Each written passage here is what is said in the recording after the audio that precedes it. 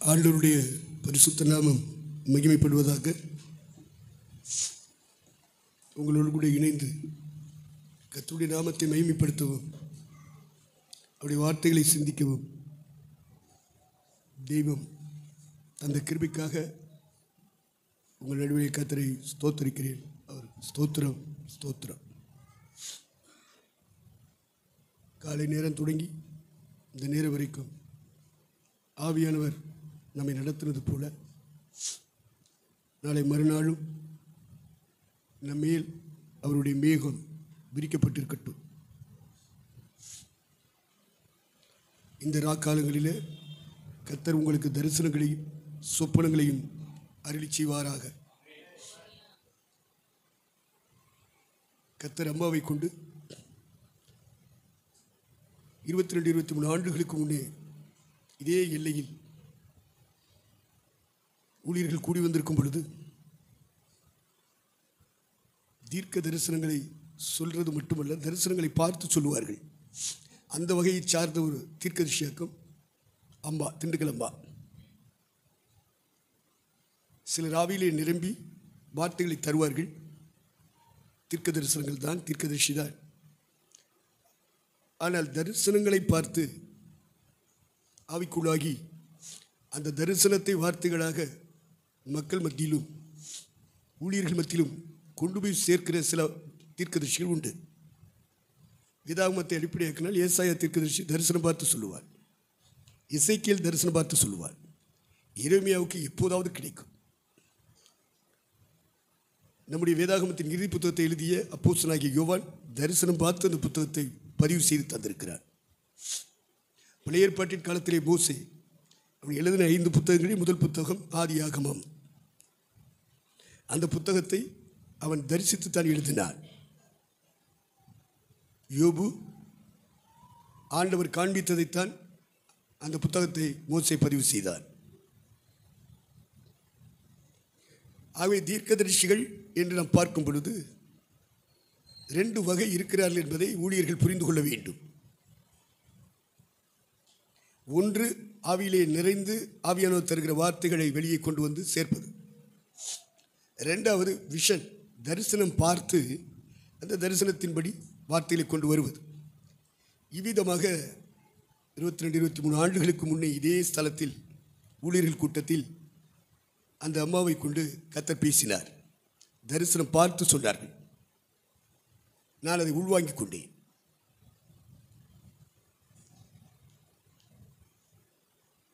அப்படியே நடந்தது. ஒன்று கூட தட புரளவில்லை. இன்றைக்கும் பேசினார். நான் கேட்டேன், இருதயங்களை அறிந்திருக்கிற கர்த்தாவே, உம்முடைய வார்த்தைகள் கூடி வருகிற எங்களுக்கு வேண்டும். எல்லாருடைய இருதயங்களை நீர் அறிந்திருக்கிறீர். நீர் பேச. இன்றும் வந்து உட்கார்ந்து உடனே பரிசுத்த ஆவியானவர் நமக்கு பேச ஆரம்பித்தார். நான் எதிர்பார்த்த வார்த்தைகள் எனக்கு கிடைத்தது.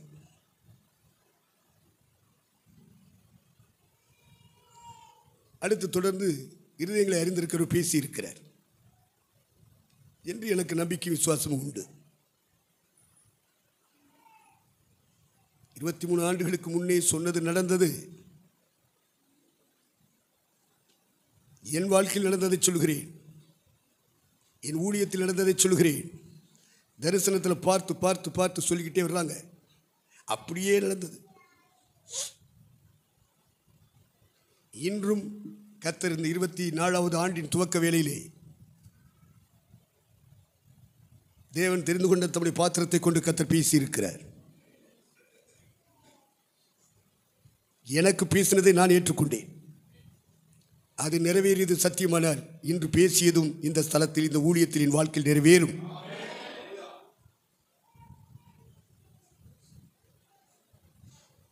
கர்த்தருக்கு மகிமை உண்டாகட்டும். அதுபோல எத்துணை பேர் கர்த்தருடைய வார்த்தைகளை கர்த்தர் எனக்கு தந்த வார்த்தை என்று எடுத்துக்கொண்டீர்களோ, விசுவாசிக்கிறீர்களோ, அவருடைய வாழ்க்கையிலும் குடும்பத்திலும் ஊழியத்திலும் கண்டிப்பாய் கர்த்தர் அதை நிறைவேற்றி தருவார். அதில் எள்முனை அளவு கூட சந்தேகமில்லை. நான் அதுக்கு சாட்சியாக இருக்கிறேன். வேதாகமத்தை பொறுத்தளவுக்கு இயேசு கிறிஸ்து முதலாவது வருவார் என்று வேதம் சொன்னது, அது நிறைவேறி முடிந்தது. இரண்டாம் முறை வருவார் என்று 2023 ஆண்டுகள் கடந்து விட்டது, சொல்லிட்டே வந்தது. எங்கே நிறைவேறப் போகுதுங்கிற அவிசுவாசமும் அவநம்பிக்கையும் திருச்சபைகளுக்குள்ளே, திருச்சபை நடத்தும் தலைவர்களுக்குள்ளே வந்துவிட்டது. முதலாவது வருவார் என்று சொன்ன வாக்குத்தத்தங்களும் வார்த்தைகளும் துல்லியமாய் எப்படி நிறைவேறி முடிந்ததோ அதேபோல் வருவார், திரும்ப உயிர் திறந்து பரமேறி போனவர் வானங்களில் இருந்து இறங்கி வருவார் என்று சொல்லப்பட்டது 2023 ஆண்டுகள் போய்விட்டதே என்று பிசாசு சொல்லுகிறார். அவிசுவாசத்தை அவநம்பிக்கையை விதைக்கிறார். அநேகர் தங்கள் இருதயங்களில் அந்த வித்துக்களை பெற்றுக்கொள்கிறார்கள். ஆனால் முதலாவது நிறைவேற்றப்பட்டது போல் இயேசு எப்படி வந்தாரோ, எப்படி உயிர் தெழுந்து திரும்ப பரலோகம் போனாரோ, அப்படியே வானங்களில் இயேசு திரும்ப வருவார். இதுக்கு எதிராக நம்பிக்கைகள் சீர்குலைக்கப்படுமானால், விசுவாசம் சீர்குலைக்கப்படுமானால், சாத்தானுக்கு இடம் தந்திருக்கிறோம், பரிசுத்த ஆவியானவரை துக்கப்படுத்தியிருக்கிறோம் என்பதை உணர்ந்து திரும்பவும் விசுவாசத்துக்கு வருவது நல்லது. திரும்பவும் நம்பிக்கைக்குள்ளே பிரவேசிப்பது நல்லது. காலையிலே அந்த நம்பிக்கையை பெற்றுள்ள வார்த்தைகள் நமக்கு பரிமாறப்பட்டது. தேவ மகிமையை அடைவோம் என்ற பெரிய நம்பிக்கைக்குள்ளே போவதற்கு செதிலும் சிறகும் தேவை என்பதை காலையிலே கர்த்தருடைய வார்த்தைகள் நமக்கு பரிமாறப்பட்டது. தேவனுக்கு மகிமை உண்டாகட்டும். ஆவியானவர் நம்ம கூடி வரும் பொழுது என்ன தருகிறாரோ அதற்குரிய நபர்கள் நாம் இங்கே இருக்கிறோம். அதை ஏற்றுக்கொள்ள வேண்டும், விசுவாசிக்க வேண்டும், நம்ப வேண்டும். அப்படி நம்பினால் கர்த்தர் சொல்லுவார், உன் நம்பிக்கை வீண் போகாது. அவநம்பிக்கையோடு கேட்டால், அவிசுவாசத்தோடு கேட்டால், கேட்டவர்களுக்கு அது பிரயோஜனப்படாது என்று எபிரேயர் 4:2 சொல்கிறது. கேட்டவர்கள் விசுவாசம் இல்லாமல் கேட்டபடினாலே அது அவர்களுக்கு பிரயோஜனம் இல்லாமல் போயிற்று. நாமோ எச்சரிக்கையாக இருக்க வேண்டும். இளைப்பாறுதலை தருவேன் என்று சொன்னார் பழைய ஏற்பாட்டின் காலத்திலே. மோசே யோசுவாவின் காலத்தில் வாக்கு பண்ணி ஜனத்தை நடத்தினார், கானானுக்குள் கொண்டு போய் சேர்த்தார். அதல்ல இளைப்பாறுதல். இளைப்பாறுதல் இனி வருகிறதாக இருக்கிறது.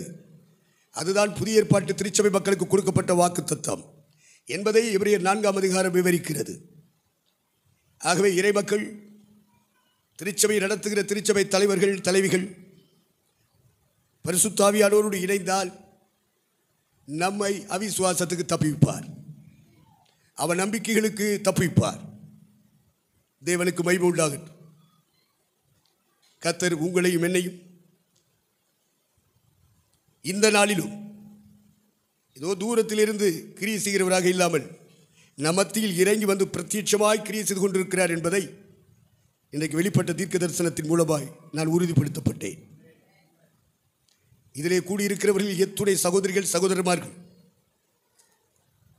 அதை உணர்கிறீர்கள், சுவாசிக்கிறீர்கள், நம்புகிறீர்கள் என்பது எனக்கு தெரியாது.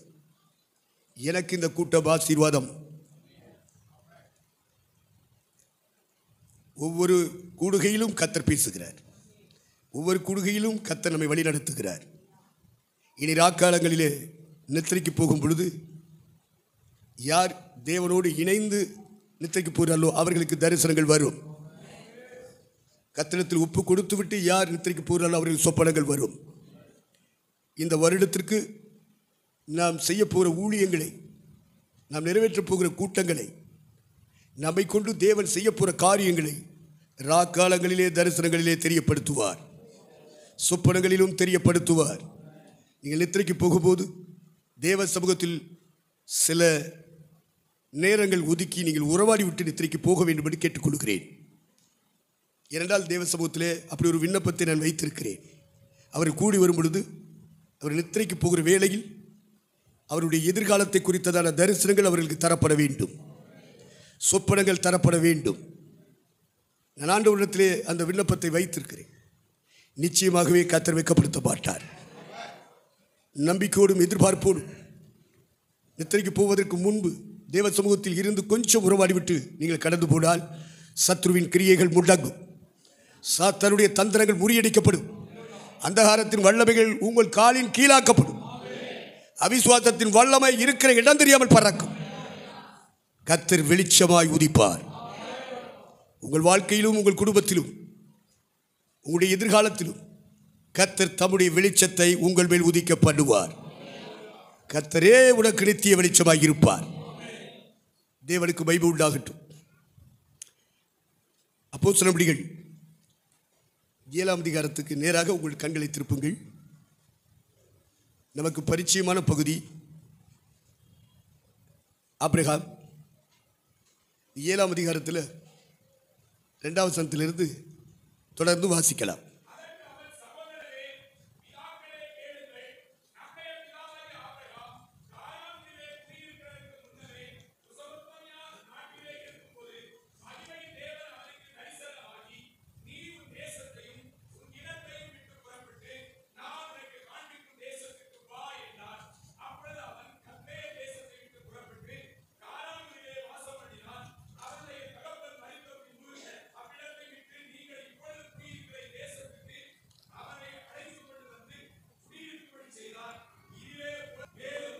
போதும்பா. ஆபிரகாமை பற்றி வேதாகமத்தை வாசிக்கிற எல்லாருக்கும் தெரியும். ஊழியங்களை செய்கிற அத்துணை பேரும் அந்த பாத்திரத்தை பலமுறை பிரசங்கித்து பயன்படுத்தியிருக்கிறோம். இருப்பினும் இந்த வேளையிலும் அந்த பாத்திரத்தை சிந்திக்கும்படியாக தியானிக்கும்படியாக எனக்குள் உணர்த்தப்படுகிறேன். கர்த்தருக்கு மகிமை உண்டாகட்டும். ஆபிரகாமை பற்றி இங்கே பேசுகிறது ஸ்தேவான். 7ஆம் அதிகாரத்திலே ஸ்தேவான் பேசுகிறதை பதிவு செய்திருக்கிறது. 13ஆம் அதிகாரத்திலே பவுல் பேசுகிறதை பதிவு செய்திருக்கிறது. 2-3 அதிகாரங்களிலே பேதுரு பேசியதை பதிவு செய்திருக்கிறது. அப்போஸ்தலர் நடபடிகள். கர்த்தருக்கு ஸ்தோத்திரம். இங்கே ஸ்தேவான் பேசுகிறார். இவன் பிரசங்கம் பண்ணி ஆபிரகாமில் இருந்து வரலாறு பேசுகிறான். வேதாகம வரலாறு. அவன் ஆபிரகாமை பார்த்ததில்லை. நாம் எப்படி பார்த்ததில்லையோ அவனும் ஆபிரகாமை பார்த்ததில்லை. வரலாற்றை பிரசங்கிக்கிறார். ஏன்னா வரலாறு தெரிந்த மக்கள் இங்கே கூடி வருகிறார்கள். யூத சமுதாயத்துக்கு பிதாக்களின் வரலாறு தெரியும். முற்பிதாக்கள் ஆபிரகாம், ஈசாக்கு, யாக்கோபு. அவர்களுக்கு மூத்த பிதாக்கள் இருக்கிறார்கள். ஆதாமிலிருந்து ஆபிரகாம் வரைக்கும் உள்ள பிதாக்கள் மூத்த பிதாக்கள். ஆபிரகாமுக்கு பிறகு தொடர்கிறவர்கள் பிதாக்கள். அதிலே முற்பிதாக்கள் என்று சொன்னால் ஆபிரகாம், ஈசாக்கு, யாக்கோபு. அதற்கு பிறகு கோத்திர பிதாக்கள். அவர்களுக்கு பிறகு கோத்திர தலைவர்கள். இப்படியெல்லாம் வேதாகமம் நமக்கு சொல்லித் தருகிறது. அல்ல, ஆபிரகாம் நமக்கு மூத்த பிதா, முற்பிதாக்களில் மூத்த பிதா. இந்த ஆபிரகாமை மகிமையின் தேவன் அழைக்கிறார். யார் அந்த மகிமையின் தேவன்? நமக்கு தெரியும், மற்றவர்களுக்கு தெரியாது. மகிமையின் தேவனை இவன் தரிசிப்பதற்கு முன்பு அவன் மகிமை இல்லாத தெய்வங்களை தரிசித்துக் கொண்டிருந்தான். யோசுவா 24:2 நாம் வாசிக்க முடியும். யோசுவாவின் புத்தகம் 24ஆம் அதிகாரம். அப்பொழுது யோசுவா சகல ஜனங்களையும் நோக்கி, இஸ்ரவேலின் தேவனாகிய கர்த்தர் சொல்லுகிறது என்னவென்றால், பூர்வத்திலே உங்கள் பிதாக்களாகிய ஆபிரகாமுக்கும் நாகோருக்கும் தகப்பனான தேராகு என்பவன் நதிக்கு அப்புறத்திலே குடியிருந்த போது அவர்கள் வேறே தேவர்களை சேவித்தார்கள். வேறே தெய்வங்களை அவர்கள் தரிசித்தார்கள், சேவித்தார்கள். அப்பொழுது அவர்களுக்கு பகவான் வேற, தெய்வம் வேற, கடவுள் வேற, இறைவன் வேற, வழிபாடு வேற.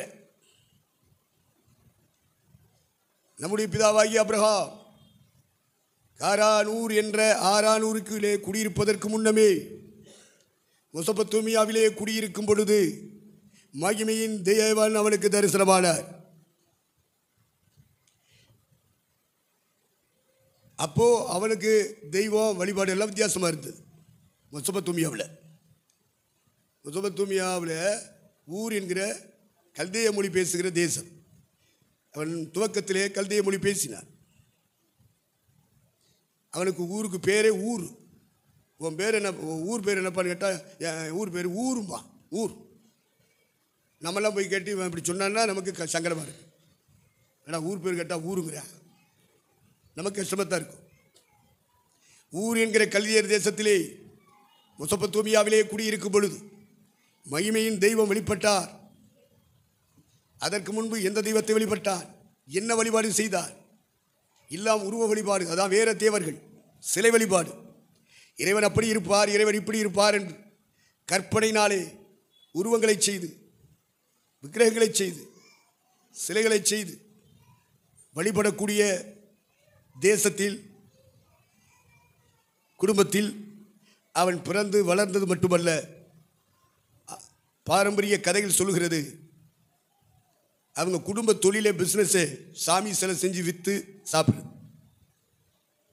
விக்கிரக வழிபாட்டு குடும்பத்தில் பிறந்தவன் மட்டுமல்ல, விக்கிரகங்களை செய்து அதை விற்று வியாபாரம் செய்து அதன் மூலம் வரும் வருமானத்தினால் பிழைக்கிறது மட்டுமல்ல, அந்த தேசத்தின் மக்களை விக்கிரக வழிபாட்டுக்குரியவர்களாக, சிலை வழிபாட்டுக்குரியவர்களாக இந்த குடும்பம் நடத்தி கொண்டிருந்தது. அப்படிப்பட்ட குடும்பத்தில் இந்த ஆபிரகாம் பிறந்து வளர்ந்தவன், அப்படிப்பட்ட வாழ்க்கையில் கடந்து போய் கொண்டிருந்தவன். இப்படிப்பட்ட காலகட்டத்தில் தான் மகிமையின் தேவன் அவனுக்கு தரிசனமானார் என்று புதிய ஏற்பாட்டின் முதல் இரத்த சாட்சி, திருச்சபை ஸ்தாபிக்கப்பட்ட பிறகு இறைவனுக்காக இரத்தம் சிந்தி மரித்த முதல் இரத்த சாட்சி அவன்தான் ஸ்தேவான். அவன் இந்த பிரசங்கம் செய்து முடித்த பிறகு முடிச்சிட்டாங்க, சோழி முடிச்சிட்டாங்க. கர்த்தருக்கு ஸ்தோத்திரம். யூதர்கள் மத வைராக்கியம் கொண்டு கல்லெறிந்து கொண்டார்கள். அதுக்கு அடித்தளமாக இருந்தவன் பிற்காலத்தில் 14 நிருபங்களை எழுதி புதிய ஏற்பாடு புத்தகத்திலே சொந்தமாக்கி கொண்டவன் அப்போஸ்தலனாகிய பவுல்.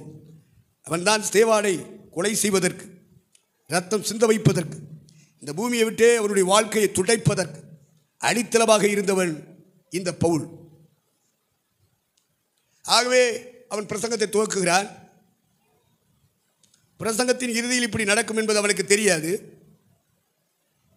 அப்போ வாழ்க்கை சரித்திரத்தை மூத்த பிதாக்களில் இருந்து அவன் கொண்டு வரவில்லை, முற்பிதாக்களில் மூத்த பிதாவாகிய ஆபிரகாமில் இருந்து கொண்டு வருகிறான். கொண்டு வந்து இயேசு கிறிஸ்து யார் என்பதை விளங்க பண்ணுவான். ஆகவே வேதாகமத்தில் எந்த ஹிஸ்டரி பேசினாலும் சரி, சயின்ஸ் பேசினாலும் சரி, மேத்தடிக்ஸ் மேத்ஸ் பேசினாலும் சரி, அல்லது நாட்டு நடப்பு மாதிரி நிகழ்வுகளை எடுத்து சொன்னாலும் சரி, உங்களுடைய செய்திகளின் இறுதியில் வரும் பொழுது ஜீசஸ் வெளிப்பட வேண்டும், அவர் உயர்த்தப்பட வேண்டும். இதிலே திருச்சபை ஊழியர்கள், புதிய பாட்டு ஊழியர்கள் கவனமாக இருக்கணும். எந்த பாத்திரத்தை, எந்த கேரக்டரை எடுத்து பேசினாலும் சரி, ஜீசஸ் வெளிப்பட வேண்டும். ஆவியானவர் உங்களுக்குள் எனக்குள் இருப்பாரானால் வேதாகமத்தின் பாத்திரங்களை எடுத்து பிரசங்கிக்கும் பொழுது பிரசங்கத்தின் இறுதியில் இயேசு வெளிப்பட வேண்டும். இதில் நீங்கள் கருத்துள்ளவர்களாக இருக்க வேண்டும். எங்கே வேணாலும் போங்க, எங்கே வேணாலும் பிரசங்கம் பண்ணுங்க. உங்கள் பிரசங்கம் 1 மணி நேரம் பண்ணுங்க, 3 மணி நேரம் பண்ணுங்க, அல்லது 10 நிமிஷம் பண்ணுங்க. ஆனால் முடிவில் ஜீசஸ் வெளிப்பட வேண்டும். வெறும் பாத்திரங்கள் மட்டுமல்ல, அந்த பாத்திரங்களை படைத்த படைப்பாளர் வெளிப்பட வேண்டும். திருச்சபை மட்டும் வெளிப்பட்டால் போதாது. திருச்சபையை அஸ்திவாரம் போட்டு கட்டி எழுப்புகிற திருச்சபையின் தலைவராக இருக்கிற இரட்சகர் இயேசு வெளிப்பட வேண்டும். இயேசு இல்லாத message, that is wrong message. நீ எங்கே வேணாலும் போ, எந்த இடத்திலும் பிரசங்கம் பண்ணு, இயேசு உயர்த்தப்பட வேண்டும். பவுல் தன்னுடைய திறமையினாலும் தன்னுடைய அறிவினாலும் தன்னுடைய அனுபவத்தினாலும் பல சாதனைகளை படைத்து விடலாம் என்று கங்கணம் கட்டி கொண்டுதான் ஊழியத்தில் தீவிரப்படுத்தப்பட்டார். ஆனால் சில இடங்களில் அவன் எதிர்பார்த்தது போல ரிசல்ட் இல்லை. சோர்ந்து போனான். கடைசியில் உட்கார்ந்து தீர்மானம் எடுத்தான். மனுஷ ஞானத்துக்குரிய நயவசனம் உள்ள பிரசங்கத்தை நிறுத்தணும். மக்களை கவருகிற மெசேஜ் எல்லாம் சொல்லக்கூடாது. இப்படி பேசினா அவங்க அடுத்து கூப்பிடுவாங்க, இப்படி பேசினா காணிக்க தருவாங்க, இப்படி பேசினா அவங்களுடைய அன்பு சிநேகம் கிடைக்கும். மனுஷ ஞானத்துக்குரிய நயவசனம் உள்ளதாயிராமல் பரிசுத்த ஆவியினாலும் தெய்வ பலத்தினாலும் அந்த வார்த்தையில் உறுதிப்படுத்தப்பட்டவைகளாய் வெளியிட்டப்பட வேண்டும். மக்கள் மன்றத்தில் கொண்டு போய் சேர்க்கப்பட வேண்டும். கர்த்தருக்கு மகிமை உண்டாகட்டும். அதனால் பல்வேறு இடங்களில் போய் தோல்வி அடைஞ்சதுனால ஒரு தீர்மானம் எடுத்தான். என்ன தீர்மானம் தெரியுமா? இனி சிலுவையில் அறியப்பட்ட கிறிஸ்துவ பிரசவம் பண்ணுவேன். அற்புதம் செய்கிற கிறிஸ்து இல்லை, மரியாதை இடத்துல பிறந்த குழந்தை சேஸ் இல்லை, கிறிஸ்துமஸ் சேஸ் இல்லை. சிலுவையில் அறியப்பட்ட கிறிஸ்துவை அறிவிப்பதை தவிர வேற ஒன்றையும் இனிமேல் அறிவிக்க மாட்டேன் என்று தீர்மானம் எடுத்து பிரயாணத்தை தொடர்ந்தான், ஊழியத்தை தொடர்ந்தான். பரிசுத்த ஆவியார் ஒரு பலமா போன இடமெல்லாம் எடுத்து பயன்படுத்தினார். அவருடைய சித்தத்தின்படி, அவருடைய நாம மகிமைக்காக கடந்து போன எவ்விடங்களிலும் மனுஷ ஞானத்துக்குரிய ஒரு கதாபாத்திரங்களை எடுத்து கேரக்டர் எடுத்து பேசல. எல்லாருடைய இருதயங்களையும் அறிந்திருக்கிற கர்த்தாவே, அபிஷேகம் பெறுறதுக்கு முன்னாடி ஜெபிக்கிறான் பேதுரு. எங்களோடு 12 பேரை வச்சிங்க, ஒருத்தன் போயிட்டான், அவன் இழந்து போன இடத்தை நிரப்பும்படியாக நீர் யாரை தெரிந்து கொள்கிறீர்? அதை எங்களை காட்டும். அப்ப யாரை அந்த இடத்துல நிறுத்துறது? அப்போ ஒரு சில தகுதி வைக்கிறான் பேதுரு. இயேசு கிறிஸ்து ஞானஸ்நானம் பெற்று ஊழியத்தை தொடங்கிய நாள் தொடங்கி அவரோடு கூடயே இருந்து அவரால் வழிநடத்தப்பட்டு அவர் சிலுவையில் அறையப்பட்டு மரித்து உயிர் தெழுந்து தரிசனம் கொடுத்துட்டு ஒளிவமலையில் இருந்து போனார் இல்லையா? அதையெல்லாம் கண்ணார கண்டவர்கள். அதாவது 12 அப்போஸ்தலர்களுக்கு பின்னாடி பெரிய கூட்டம் இருந்துச்சு. அதெல்லாம் நமக்கு வேதாகமத்தில் வெளிப்படுத்தப்படவில்லை. நமக்கு இந்த 12 பேர்னே நமக்கு கண்ணுக்கு தெரியும். அப்படி இருந்தவர்களுக்குள்ளே அப்போஸ்தலர்களை சூழ்ந்து இயேசுவை ஃபாலோ பண்ணவர்களுக்குள்ளே 2 பேரை தேர்ந்தெடுத்தாங்க. எடுத்து 2 பேர் பேரும் சீட்டில் குறித்தாங்க. சீட்டை உருட்டி போட்டானுங்க, ஒரு சீட்டை எடுத்தானுங்க. அப்போ எடுக்கிறதுக்கு முன்னாடி ஒரு பிரேயர். எல்லாருடைய இருதயங்களையும் அறிந்திருக்கிற கர்த்தாவே, இருதயங்களை அறிந்திருக்கிற தெய்வம், மகிமையின் தேவன், பரிசுத்த தெய்வம், இருதயங்களை அறிகிறவர். வேற தேவர்களுக்கு அறிய முடியாது. இருதயங்களை அறிகிற ஒரே ஒரு தேவன் யார் என்று சொன்னால் அவர்தான் மகிமையின் தேவன் என்று ஸ்தேவான் குறிப்பிடுகிறார். ஆபிரகாம் அழைக்கப்பட்ட போது நெகேமியா சொல்றான், அவன் இருதயத்தில் உண்மையுள்ளவனாக இருந்தான், ஆகவே மகிமையின் தேவன் அவனுக்கு தரிசனமாகி அவனை அழைத்தார் என்று பதிவு செய்கிறான். அவன் ஒருவனாயிருக்கையில் அவனை அழைத்து ஒரு குடும்பத்தை மட்டும் உருவாக்கவில்லை, ஒரு பெரிய ஜாதி சமுதாயத்தையே உருவாக்கும்படி தேவன் சித்தம் கொண்டு அழைத்தார். ஆபிரகாமின் அழைப்பு தனிப்பட்ட அழைப்பல்ல, ஒரு குடும்பத்திற்கு தகப்பனாய் இருக்கும்படி அழைக்கப்பட்ட அழைப்பல்ல. அவன் முழு உலகத்துக்கு தகப்பனாய் இருக்கணும்னு சொல்லிதான் அழைச்சாரு. முதல்ல ஒரு சமுதாயத்துக்கு, ஒரு தேசத்தை நிரப்புகிற சமுதாயத்துக்கே அவன் தலைவனாக இருக்கணும், தகப்பனாக இருக்கணும். அதுக்கு அடுத்து முழு உலகத்துக்கு அவன் தகப்பனாக இருக்கணும் என்ற பிளானிங் மகிமையின் தேவனுடைய மனதுக்குள்ளே மறைந்திருந்தது.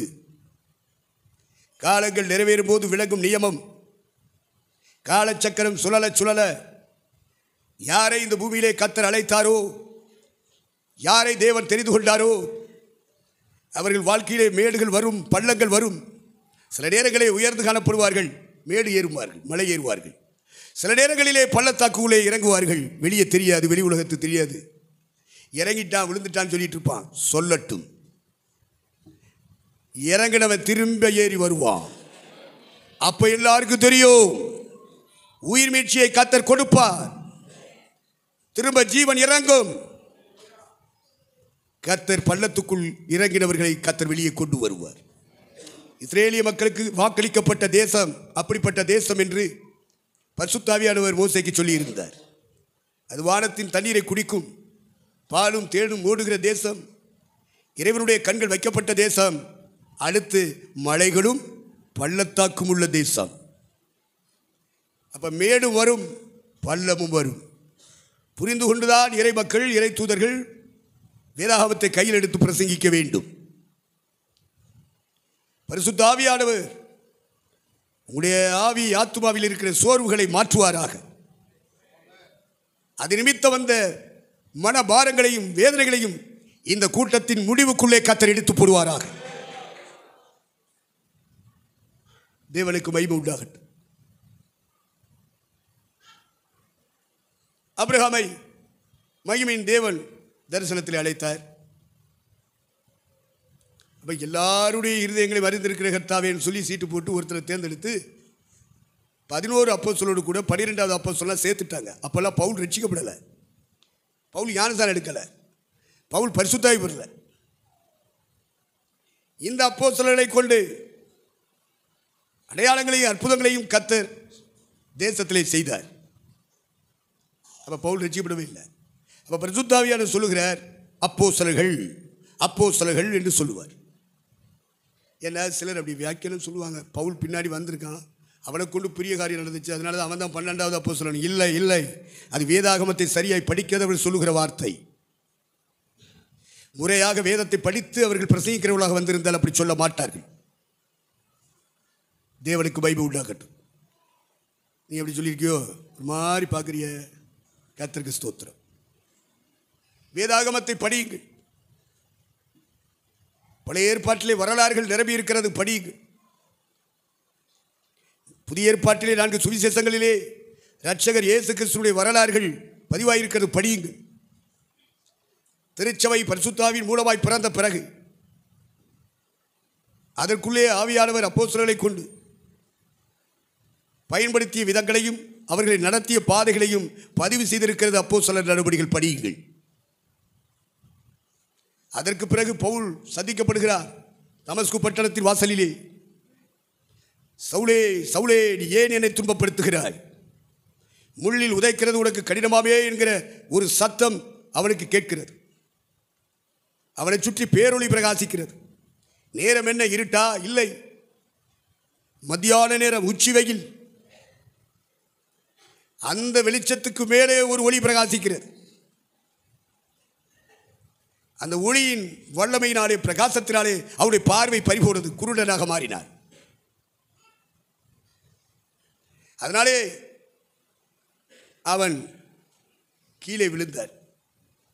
அவன் வந்தது குதிரையில் வந்திருப்பான் போல் இருக்கு. அவன் மட்டும் வரல, அவருடைய ஃப்ரெண்ட்ஸ் இளைஞரணி தலைவனை போல இருந்தான் அந்த நாட்களில் பவுல். இந்த வெளிச்சத்தின் பிரகாசத்தினால் பார்வை பறிபோனது, அவன் சரீரத்தில் குறைபாடு உண்டானது, கீழே விழுந்தார். கர்த்தர் பேசுகிறார். தேவ சத்தம் வருது, சத்தம் தான் வந்தது, ஒரு உருவத்தையும் அவன் பார்க்கல. பேரை சொல்லி கூப்பிடுறாரு, சவுலே சவுலே, நீ ஏன் என்னை துன்பப்படுத்துகிறாய்? முள்ளில் உதைக்கிறது உனக்கு கடினமாகும். அப்ப இவன் கேட்கிறான், நீர் யார்? என்னுடனே பேசுகிற நீர் யார்? அவர்தான் ஆபிரகாமுக்கு வெளிப்பட்ட மகிமையின் தேவன். இந்த மகிமையின் கர்த்தரை இஸ்ரேலிய மக்கள் அறிந்திருந்தார்கள், ஆனால் சிலுவையில் அறிந்திருக்க மாட்டார்கள். அவர்கள் அறியாமையினாலே அதை செய்தார்கள். ஆகவே சிலுவையில் தொங்கும் போது இரட்சகர் இயேசு அறியாமல் செய்கிறார்கள், இவர்களுக்கு மன்னியும் பிதாவே என்று பரிந்து பேசினார். ஏன்னா சிலுவையில் அரைஞ்சவன் பூரா புறஜாதி இல்லை, சொந்த ஜாதி, சொக்கார, சொந்தக்கார, சொந்த ரத்தம். அவனை கொண்டுதான் பிதா சித்தம் செய்யபடி வந்த தம்முடைய ஒரே பேரான குமாரனை, நேசகுமாரனை, செல்லகுமாரனை சிலுவையில் அறையும்படி ஒப்புக் கொடுத்தார். உறவுகள் இருக்கட்டும், நட்புகள் இருக்கட்டும், அவர் சொந்தத்திலே வந்தார், சொந்தமானவர்களோ ஏற்றுக்கொள்ளவில்லை. ஆனாலும் கர்த்தர் அவைகளெல்லாம் பொறுத்து கொண்டார், சகித்து கொண்டார். சிலுவை வரைக்கும் சகித்து பொறுத்தது மட்டும் இல்லை, சிலுவையில் தொங்கும்போது இவர்கள் அறியாமல் செய்கிறார்கள், இந்த பாவம் பழியை சாபத்தை அவர்கள் மேல் சுமத்தாதிரும் பிதாவே என்று மன்றாடி ஜெபம் பண்ணி கொண்டார். அப்பமானார், ஜீவ அப்பமானார். ஜீவ அப்பத்தின் செயல்பாடுகள், அவர் தேவனாயிருந்தவர், தேவனுக்கு சமமாயிருந்தவர். அந்த தெய்வீகத்தை பிடித்துக்கொண்டு உறுதியாயிருந்தால் மனுஷனை ரட்சிக்க முடியாது. பாவ வாழ்க்கையில், துன்மார்க்க வாழ்க்கையில் குடி, வெறி, வேசித்தனம், விபச்சாரம், பொய், பொருளாசை, பணாசை, திருட்டுத்தனம், களவாணித்தனம், சண்டை, இரத்த வெறி, லஞ்சம், லாவண்யம், பகை, விரோதம், பழிவாங்கும் உணர்வு, தேசவெறி, மதவெறி, மொழிவெறி, குடிவெறி, சாப்பாட்டு வெறி, வெறி வெறி வெறி. அந்த மனுஷனெல்லாம் வாழ்ந்து முடிக்கும் போது நரகத்துக்கு போயிடுவான், அக்னிக்கு போயிடுவான். அவனை திருப்பி தம்மோடு கூட இணைத்து தாம் என்னென்றைக்கும் தேவனாய் இருப்பது போல அவனையும் தம்முடைய பிள்ளையாக வைத்துக்கொள்ள வேண்டும் என்று சித்தம் கொண்டார்கள். பிதா, குமாரன், பரிசுத்த ஆவியானவர் உட்கார்ந்து பேசினாங்க, என்ன செய்யலாம். அவருடைய சித்தத்தின் ஆலோசனைக்கு தக்கதாக தீர்மானங்கள் எடுத்தார்கள். யார் போகலாம்? அப்பதான் குமாரன் தன்னை ஒப்பு கொடுத்தார். உட்கார்ந்து ஆலோசனை பண்ணும் போதும், சித்தமாக வைக்கும் பொழுதும், தீர்மானமாக நிறைவேற்றும் பொழுதும், அதை பூமியிலே நிறைவேற்றி மனுஷனை ரட்சிப்புக்குள்ளே கொண்டு வர வேண்டும் என்பதற்காக, பரலோகத்தில் கொண்டு வந்து சேர்க்க வேண்டும். தெய்வ தண்டனையாகிய அக்னியும் பந்தமுறை எரிகிற கடலிலே மனிதன் போய்விடக் கூடாது என்பதற்காக யார் அந்த வேலையை செய்வது என்று அவர்களுக்குள்ளே ஆலோசித்த பொழுது குமார கடவுள் தம்மை ஒப்புவித்தார். அதனால குமாரன் வந்தார், நமக்கு ஒரு குமாரன் கொடுக்கப்பட்டார். பவுல் சொல்வான், தேவன் மாம்சத்தில் வெளிப்பட்டார். பிள்ளைகள் மாம்சத்தை இரத்தத்தை உடையவர்களாக இருக்க அவரும் அவர்களைப் போல மாம்சத்தை இரத்தத்தை உடையவரானார். எதற்காக? காணக்கூடாத இறைவன் மனுஷன் காணும்படியாய் மனுஷனாய் இறங்கி வந்தார். மனிதனை மீட்பதற்காக, மதம் மாற்றுவதற்கல்ல. புரியாதவர்கள் சொல்லுகிறார்கள் மதம் மாற்றுகிறார்கள் என்று. இல்லை, மதம் மாற்றுவதற்காகவே இயேசு வந்தார். மனுஷனை மாற்றுவதற்காக இயேசு வந்தார். அவன் இந்த உலக வாழ்க்கையிலே பிறந்து வளர்ந்து தீமைகளை செய்வதனாலே, துன்மார்க்க வாழ்க்கை வாழ்வதனாலே, துரோக வாழ்க்கை வாழ்வதனாலே அந்த மனிதன் தேவகோபத்திற்கும் தேவ தண்டனைக்கும் பாத்திரமாக இருக்கிறார். அந்த இடத்தில் இருந்து அவனை இறைவனுடைய சமூகத்துக்கு கொண்டு வர, இறைவன் இருக்கிற ராஜ்யத்துக்கு கொண்டு வருவதற்காக, காணக்கூடாத இறைவன் இந்த பூமியிலே மனிதன் காணும்படியாக மனுஷனாக இறங்கி வந்தார். தேவன் மாம்சத்திலே வெளிப்பட்டார். எபிரேய நிர்வாகிகள் எழுதும் பொழுது பிள்ளைகள்லாம் இந்த உலகத்தில் இருக்கிற மனுஷன் மாம்சத்தை இரத்தத்தை உடையவர்களாக இருக்கிறதுனால, மனுஷனாக இருக்கிறதுனால அவரும் மனுஷனை போல வந்தார். மாம்சத்தை இரத்தத்தை உடையவரானார். அவர் ஆவியாக இருக்கிற கர்த்தர், ஜோதியாக இருக்கிற தெய்வம், அவர் ஞானமாக இருக்கிறவர். ஞானத்துக்கு உருவம் தர முடியுமா? ஜோதிக்கு, ஒளிக்கு உருவம் தர முடியுமா? எப்படி இறைவனை உருவங்களாக, சிலைகளாக, விக்கிரகங்களாக இந்த உலகம் படைத்தது என்பது தெரியல. கடவுள் இப்படித்தான் இருப்பணும். முதல்ல கடவுளுக்கு சிலை செஞ்ச மத்தியில் அவனை கூட்டிகிட்டு வந்து கீழே ஒட்டு மிதின்னு மிதிச்சு அத்தனை பேர் முழு உலகத்தை மோச போக்குகிற பிசாசார் அவன். அவங்களுக்குள்ளே இறங்கி இறைவன் இப்படித்தான் இருப்பார் என்று சிலைகளை வடிவமைக்கும்படியாய் தூண்டிவிட்டவன் பிசாசு. இறைவனை ஒருவனும் ஒரு காலம் கண்டது இல்லை. சரி, அவருடைய மடியில் இருக்கிற ஒரே பேரான குமாரனை அவரை வெளிப்படுத்தினார். அவரை பார்த்தவனாவது ஓவியம் வரைஞ்சிருக்கானா? சிலை வரைஞ்சிருக்கானா? விக்கிரகம் பண்ணியிருக்கானா? இல்லையே. உருவ வழிபாட்டுக்கும், விக்கிரக வழிபாட்டுக்கும், சிலை வழிபாட்டுக்கும் நீங்களாக்கப்பட வேண்டும் என்பதற்காக ஆபிரகாமை கர்த்தர் தெரிந்து கொண்டார். மகிமையின் தேவன் தமஸ்கு பட்டணத்திலே பவுலுக்கு வெளிப்பட்டார். நீர் யார்? நீ துன்பப்படுத்துகிற நசனாய் இயேசு நானே. அடுத்த வார்த்தை, நீர் என்ன செய்ய சித்தமா இருக்கிறீர்? கர்த்தர் சந்தித்து அவனோடு பேசின பொழுது அவருடைய வாழ்க்கை அபவுட் டர்ன், ரைட்டும் கிடையாது லெஃப்டும் கிடையாது, அபவுட் டர்ன். கிழக்கு நோக்கி போய் கொண்டிருக்கிறவன் அப்படியே திரும்பிட்டான், மேற்கு நோக்கி பயணத்தை தொடங்கிட்டான். தெற்கு நோக்கி போய்கிட்டு இருந்தான், கர்த்தர் அபவுட் டர்ன் சொன்ன வடக்கு நோக்கி பயணத்தை தொடங்கிட்டான். வாழ்க்கை மாறணும். உன்னுடைய நோக்கம், உன்னுடைய திட்டம், உன் சித்தம், உன் ஆசை, உன் விருப்பம், உன் இச்சை கடவுள் சந்திப்பார் என்றால் கம்ப்ளீட்டாக மாறிடும். அதான் அபவுட் டர்ன். கமாண்டர், அகிலாண்டத்தை படைத்த இறைவன் பவுலே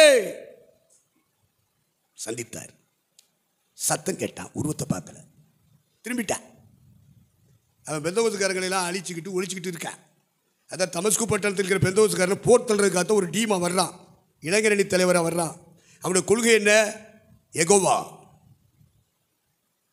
அவர் ஒருவரே தேவன், இயேசு என்பவர் தேவன் இல்லை.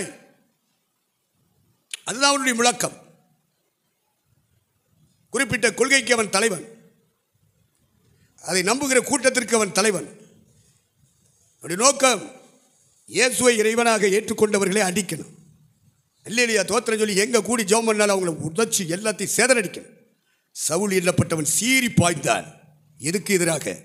திருச்சபை மக்களுக்கு எதிராக, ஜெபக்கூட்டங்களுக்கு எதிராக, ஊழியங்களுக்கு எதிராக, கடவுளுடைய ஊழியத்தை செய்கிற ஊழியர்களுக்கு எதிராக சீறி பாய்ந்தான். நோக்கமே அதுதான், திட்டமே அதுதான். அவனுடைய லட்சியம் எல்லாம் அதுவாக இருந்தது. ஆனால் அகிலாண்டத்தை படைத்த ஆண்டவர் மகிமையின் தெய்வம் அவனுக்கு வெளிப்பட்டு அவனுடைய பேரை சொல்லி அழைத்து அவனுடைய வாழ்க்கையே திருப்பிட்டார். பார்த்தீங்களா? அதுதான் திரும்புதல், மனம் திரும்புதல். மற்றதெல்லாம் இந்த யூதா இஸ்ரவேலுடைய திரும்புதலை பற்றி எரேமியா கொண்டு கர்த்தர் பேசுவார்.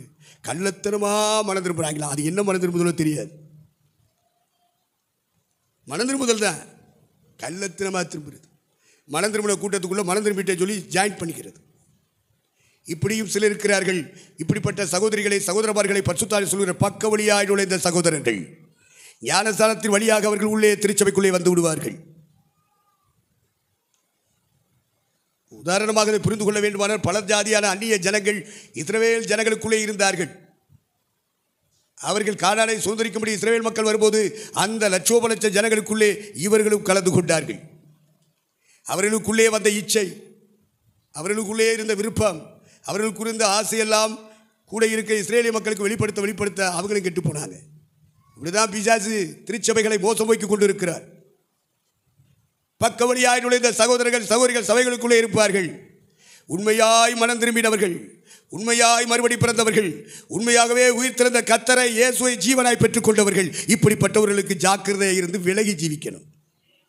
வெளியில் இருக்கிறவன் புறஜாதி விலகிடலாம், ஆனால் கூட்டத்துக்குள்ளே இருப்பானே, ஊழியத்துக்குள்ளே இருப்பானே, நீ நான் எச்சரிக்கையாக இருந்து விலகணும்னா பரிசுத்த ஆவியான நம்மோடு கூட இருக்கணும். ஆவியானவர் யார் மேல் இறங்கி கொண்டிருக்கிறாரோ, பரிசுத்த ஆவியாருடைய சமூகம் யாரோடு இருக்கிறதோ, அந்த சத்தியத்தின் ஆவியானவர் யார் மேல் இறங்கி நிரப்புகிறாரோ அவர்கள் தான் தப்புவிக்கப்படுவார்கள். தாங்குவேன், தப்பிப்பேன், ஏந்துவேன், சுமப்பேன், முதிர் வயது வரைக்கும் உன்னை தீர்க்காயுசா வைத்து உன்னை கைவிடாதிருப்பேன். முதிர் வயதிலும் கனி தருவாய், பசுமையும் புஷ்டியுமாய் இருப்பாய். பலவீனங்களும் நோய்களும் தாக்கினாலும் அதை முறியடித்து கர்த்தர் உன்னை கனி கொடுக்கும் பாத்திரமாக உயர்த்துவார். முதிர் வயதாகி போச்சு, வயசாகி போச்சு, ஸ்பைனல் கார்டு போச்சு, பிரெயின் போச்சு, காற்று போச்சு, குடல் போச்சு, லங்ஸ் போச்சு, கிட்னி போச்சு, மூட்டுகள் போச்சு, நெர்வ்ஸு அந்த நரம்புலாம் போச்சு, பலவீனப்பட்டு போச்சு, எலும்பெல்லாம் போச்சு, பிளட்டு ரத்த ஓட்டமெல்லாம் பிபி ஏறிக்கிருச்சு, ரத்த ஓட்டத்தில் சுகர் ஏறிக்கிருச்சு. எல்லாம் யாரட்டும் வயசாக அப்படிலாம் வரும். பயப்படாத, தைரியமாரு. உன்னை விட்டு பிசாசு போக மாட்டான். வந்து இந்த வியாதிகள் நோய்கள் வர்ற நேரத்தில் பக்கத்தில் சொல்லுவான், உனக்கு ஸ்டோலி முடிஞ்சு வயசாக போச்சுன்னு சொல்லுவான். நீ இறைவனுடைய சத்தம் கேட்க விரும்புறியா, பிசாசனுடைய சத்தம் கேட்க விரும்புறியா? ஏதேன் தோட்டத்திலே ரெண்டு சத்தங்கள் மோதியது. இந்த சத்தங்களின் நடுவிலே ஆதாமும் ஏவாளும் சிக்கினார்கள். அதே போல நீ தேவனுடைய சபை, தேவனுடைய தோட்டம், அந்த நடுவிலே பிசாசுடைய வாய்ஸ் வருகிறது. வாய்ஸ் ஆஃப் சாத்தான், வாய்ஸ் ஆஃப் காட். ரெண்டு விதமான சத்தம் வந்து கொண்டே இருக்கும். உன் பிரெயினை அட்டாக் பண்ணிட்டே இருக்கும். உன் சிந்தனை மண்டலத்தை தாக்கி கொண்டே இருப்பான். ஏன்னா மனம் தாக்கப்பட்டதா அவன் பாதையில் நம்மளை இழுத்துட்டு போக முடியும். அதனால உன்னுடைய யோசனை மண்டலம், சிந்தனை மண்டலம் தாக்கப்படுவதற்கு சாத்தான் கருத்தாயிருக்கிறார். சரீரத்திலே பலவீனங்கள் வரும்போது, நோய்கள் வரும்பொழுது, வயதாகி வயதாகி முதிர்ச்சியை நோக்கி பயணிக்கும் பொழுது சாத்தான் மிகவும் பலமாய் மோதுவான். பயப்படாத, தைரியமா, அந்த நேரம் தான் தைரியமா இருக்கணும். அந்த தைரியத்தில் தான் நமக்கு காலையில் ஐயா ஆனந்த ஐயா பிரசவம் பண்ணாங்க. அவங்களால முடியாது. அந்த பலவீனத்தை மேற்கொண்டு கர்த்தருடைய வார்த்தைகளை தெளிவாய் உச்சரிக்க வேண்டும் என்பதற்காக அவர்கள் நமக்கு கர்த்தருடைய வார்த்தைகளை கொண்டு வந்தார்கள். எப்படி மேற்கொண்டார்கள்? படுத்துக்கிட்டு ஊசு ஆசுன்னு சொல்லிக்கிட்டு இருக்கலாம், அப்படி சொல்ல மாட்டார். அவரை அழைத்த கர்த்தர் சொல்ல விட மாட்டார். சாசு மண்டலத்தை தாக்குவான். அவரை அறிகிற அறிவுக்கு விரோதமாய், அவரோடு இணைந்து வாழ்ந்து பெற்றுக்கொள்கிற அனுபவ அறிவுக்கு விரோதமாய் சிந்தனை மண்டலத்தை தாக்கி கொண்டே இருப்பான். ஆனால் தொடராது அவருடைய தாக்குதல். அது தொடங்கத்தான் செய்யும். அதுக்கு கர்த்தர் முடிவை உண்டாக்கி தருவார். உன் மனம் வேவரிங் ஆகாது, ஸ்டாண்டர்ட் ஆகும். கொஞ்ச காலம் பாடு அனுபவிக்கிற உங்களை சீர்படுத்துவார், ஸ்திரப்படுத்துவார், பலப்படுத்துவார், ஸ்டாண்டர்ட் ஆக்குவார், நிலைநிறுத்துவார். தேவனுக்கு மகிமை உண்டாகட்டும். சாது சொல்லிட்டு இருப்பான். வாய்ப்பை பயன்படுத்த அதை தான் பேர் எழுதுவாங்க. எவனை விழுங்கலாமோ என்று வகை தேடுகிறான். அப்போ வியாதி வந்துருச்சியா, நோய் வந்துருச்சியா, டாக்டர் இப்படி சொல்கிறான், அவன் இன்ஸ்ட்ரக்ஷன் இப்படி கொடுக்குறான். பயப்படக்கூடாது. நீ மருந்தை சாப்பிட்டு சோமாவியோ, மருந்து சாப்பிடாம சோமாவியோ, எப்படி நீ சுகமாக இருக்க வேண்டும். உன் ஆத்மா வாழ்கிறது போல எல்லாவற்றிலும் நீ வாழ்ந்து சுகமாக இருக்க வேண்டும். அழைத்தவருடைய விருப்பம் அது, அபிஷேகம் பண்ணவருடைய விருப்பம் அது. சும்மா வாசித்து விட்டு போவதற்காக எழுதப்பட்டதல்ல வேத வாக்கியங்கள். வெறும் விசுவாசத்தை உடையவர்களாக இருப்பதற்கு மட்டுமல்ல சொல்லப்பட்டது வேத வாக்கியம். நம்முடைய வாழ்க்கையில் அனுபவங்களாக மாறுவதற்காக சொல்லப்பட்டது கர்த்தருடைய வேத வாக்கியம். அதனால் சத்ரு பல வகைகளில் தேடிட்டே இருப்பான்.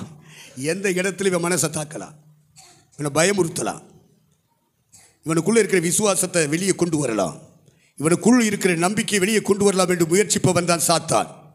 அவன் மோசம் போக்குகிறவன், அவன் ஏமாற்றுகிறவன். சத்தம் வந்துட்டு தான் இருக்கும். ஏதுனாருக்காவது சோதிச்சுட்டு சில காலம் விட்டு போனான்னு இருக்கு, அப்புறம் வந்துக்கிட்டான். ஆனால் நம்மளை விட்டுட்டு போவே மாட்டான். யார் கைவிட்டாலும் அவன் கைவிடவே மாட்டான். சுற்றி சுற்றி வருவான். உன்னை என்னை சுற்றில விட்டுட்டு போயிடுவான். அப்படி பக்கத்தில் நிற்பான். நம்ம இது தெரியாமல் முட்டிக்கிட்டு மோதிக்கிட்டு வாக்குவாதம் பண்ணிக்கிட்டு தர்க்கம் பண்ணிக்கிட்டு சமாதானத்தை சீர்குலைய பண்ணிக்கிட்டு ஆவியானவரை துக்கப்படுத்திக்கிட்டு நம்ம லைஃப் ஸ்டைலெல்லாம் மாறிக்கிட்டு இருக்கோம். புரிந்து கொள்ளணும். சாத்தான் நம்மை சபையிலிருந்து வெளியே கொண்டு போக, சத்தியத்திலிருந்து வெளியே கொண்டு போக, பரிசுத்த வாழ்க்கையிலிருந்து வெளியே கொண்டு போக, ஐக்கியத்திலிருந்து வெளியே கொண்டு போக, சமாதானம் நிறைந்த வாழ்க்கையிலிருந்து வெளியே கொண்டு போவதற்காக வகை தேடி சுற்றித் திரிகிறார். ஆவியானவர் நம்மோடு இருப்பார். ஆனால் அவரோடு நாம் இணைஞ்சிட்டோம்னா நாம் தப்பிடலாம். அதனால் அவனுடைய சத்தம் வரத்தாய செய்யும். சோர்ந்து போகாதீங்க. கண்டிப்பாக கர்த்தர் நம்மளை தப்புவிப்பார். பூமி முழுவதும் சோதிக்கப்படும்படி எத்தனை சோதனைகள் சாத்தான் வழியாக வந்தாலும் சரி, நீதிமான்களாகி நம்மை சோதிக்கும்படி தேவனிடத்திலிருந்து சோதனைகள் வந்தாலும் சரி, பூச்சக்கரம் முழுவதையும் சுற்றி பற்றி பிடிக்கிற சோதனையாக இருந்தாலும் சரி, நான் உன்னை தப்புவிப்பேன் என்பது கர்த்தருடைய சத்தம். இந்த அங்கே அப்படியா இங்கே அப்படியா சொல்லத்தான் செய்வாங்க. எவன் எது சொன்னாலும் உனக்குள்ள எனக்குள்ள நம்பிக்கை விதைத்த நம்பிக்கை நாயகன் ஒருவர் இருக்கிறார். என்னதான் நடக்கட்டுமே. சோதனை நேரம் வந்து நமக்கு இருட்டு, இருட்டினில் நீதி மறையட்டுமே. தன்னால் உதிக்கும், வெளிச்சம். தயங்காதே, உனக்கு மேலே அழைத்தவர் இருக்கிறார். அவர் வெளியே கொண்டு வருவார், சுகம் தருவார், பலப்படுத்தி சாட்சியாக நிறுத்துவார். கர்த்தருக்கு மகிமை உண்டாகட்டும். கர்த்தருக்கு ஸ்தோத்திரம்.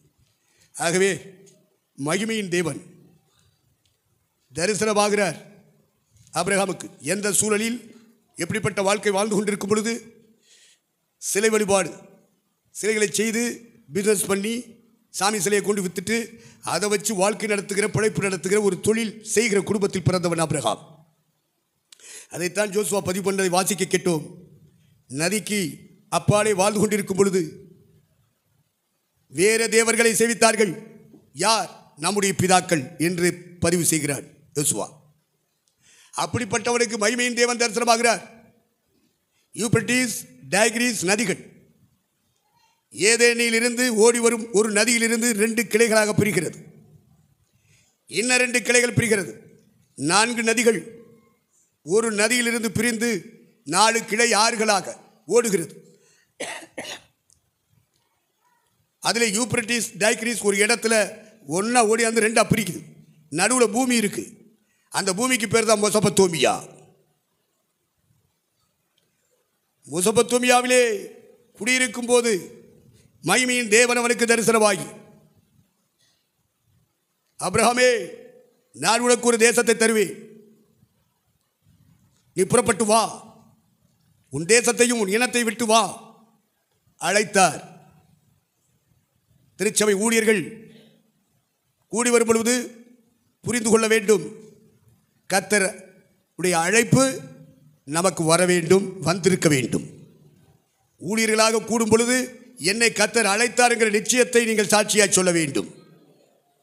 ஆபிரகாமை நிறுத்தி கேட்டால் சொல்லுவார், நான் நானாக வரவில்லை, எங்கள் அப்பா அழைத்து வரவில்லை, என் மனைவி சொல்லி நான் வரவில்லை, என் உறவினர்கள் சொல்லி வரவில்லை, அகிலாண்டத்தையும் படைத்த இறைவன் தான் மகிமையின் தேவன், அவர் எனக்கு வெளிப்பட்டு என்னை அழைத்தார் என்ற நிச்சயமுடையவர்களாக இருக்க வேண்டும்.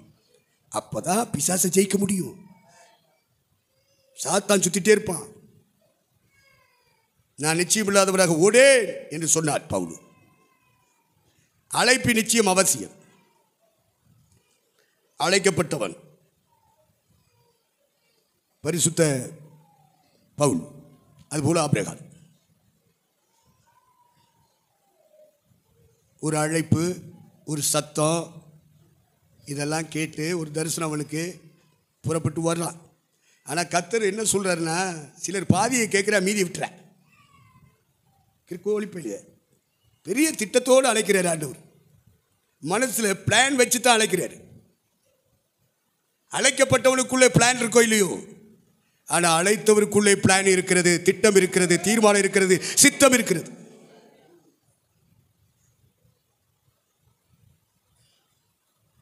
சொல்றாரு, உன் தேசத்தை விட்டுரு, உன் இனத்தை விட்டுரு அப்படிங்கிறார். ஆனால் ஏன்னா இனத்தோட விட்டுன்னு சொல்ல மாதிரி அண்ணன் மையன் ஒட்டிக்கிறார். அவங்க ஃபாதர் அப்பா ஒட்டிக்கிறார். ஏன் கடவுள் சொல்றாரு? ஆண்டவர் இப்படி சொன்னாரு. பாதியை கேட்பாங்க, தேவ சத்தம் பாதி கேட்பான், மீதி கேட்க மாட்டேன். முழுமையாக உள்வாங்கணும். கர்த்தருடைய சத்தத்தை, தரிசனங்களை, சொப்பனங்களை, தீர்க்க தரிசனங்களை முழுமையாக உள்வாங்கி பழக வேண்டும். திருச்சபை தலைவர்கள், எனக்கு எல்லாம் தெரியும் சொல்ல வைப்பான் சாத்தான். நீ ஒரு நாள் சொல்லிடாத. நீ அப்படி சொல்வாயானால் அறிய வேண்டிய பிரகாரம் ஒன்றை நீ அறிந்து கொள்ளவில்லை. ஆகவே திருச்சபை தலைவர்கள், தலைவிகள்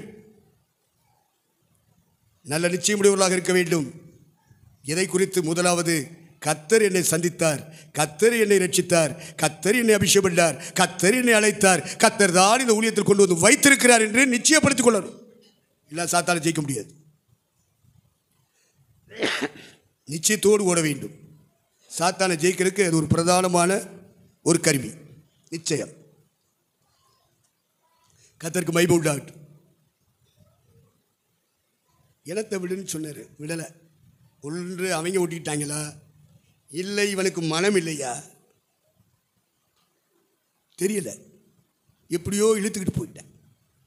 அப்புறம் மெசொப்பொத்தாமியாவிலே மகிமையின் தேவனை தரிசித்து ஆண்டவருடைய வாக்கு தத்தத்தை பெற்றான். உனக்கு ஒரு தேசத்தை தருவேன், புறப்படு. எந்த இடம்? அங்கே கார் ஓடுமா, பஸ் ஓடுமா, ஃப்ளைட் இருக்கா? ஜான் சாலமோனை சகோதரர் வின்சென்ட் செல்வகுமார் ராமநாதபுரம் மாவட்டத்தில் வைத்து ஒரு சுவிசேஷ கூட்டம் நடத்தன்னு கூப்பிட்டுருக்காரு. போய் கேட்டிருக்காரு ஜான் சாலமோன். அவர் கர்த்தருக்குள் காலம் கடந்து போய்விட்டார். அவர் உயிரோடு இருந்த நாட்கள். உடனே அவர் கேட்ட முதல் கேள்வி, உங்கள் ஊருக்கு ஃப்ளைட் வருமா? இந்த ஆள் திருச்சி ஓடியாட்டான். நம்ம ராமேஸ்வர தீவுக்கு அவரை கொண்டு வந்தோம்.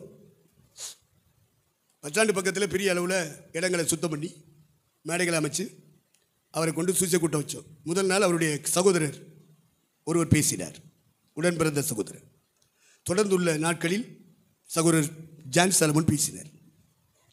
கூட்டங்கள் நிறைவடைந்தது. எல்லாம் முடிந்த பிறகு நானும் சகோதரர் செல்வகுமார் பேசுகிறோம். உட்காந்து பேசிகிட்டு இருக்கும்போது, எப்படியா இந்த ஜான் சாலமோனை கொண்டு வந்தீங்க?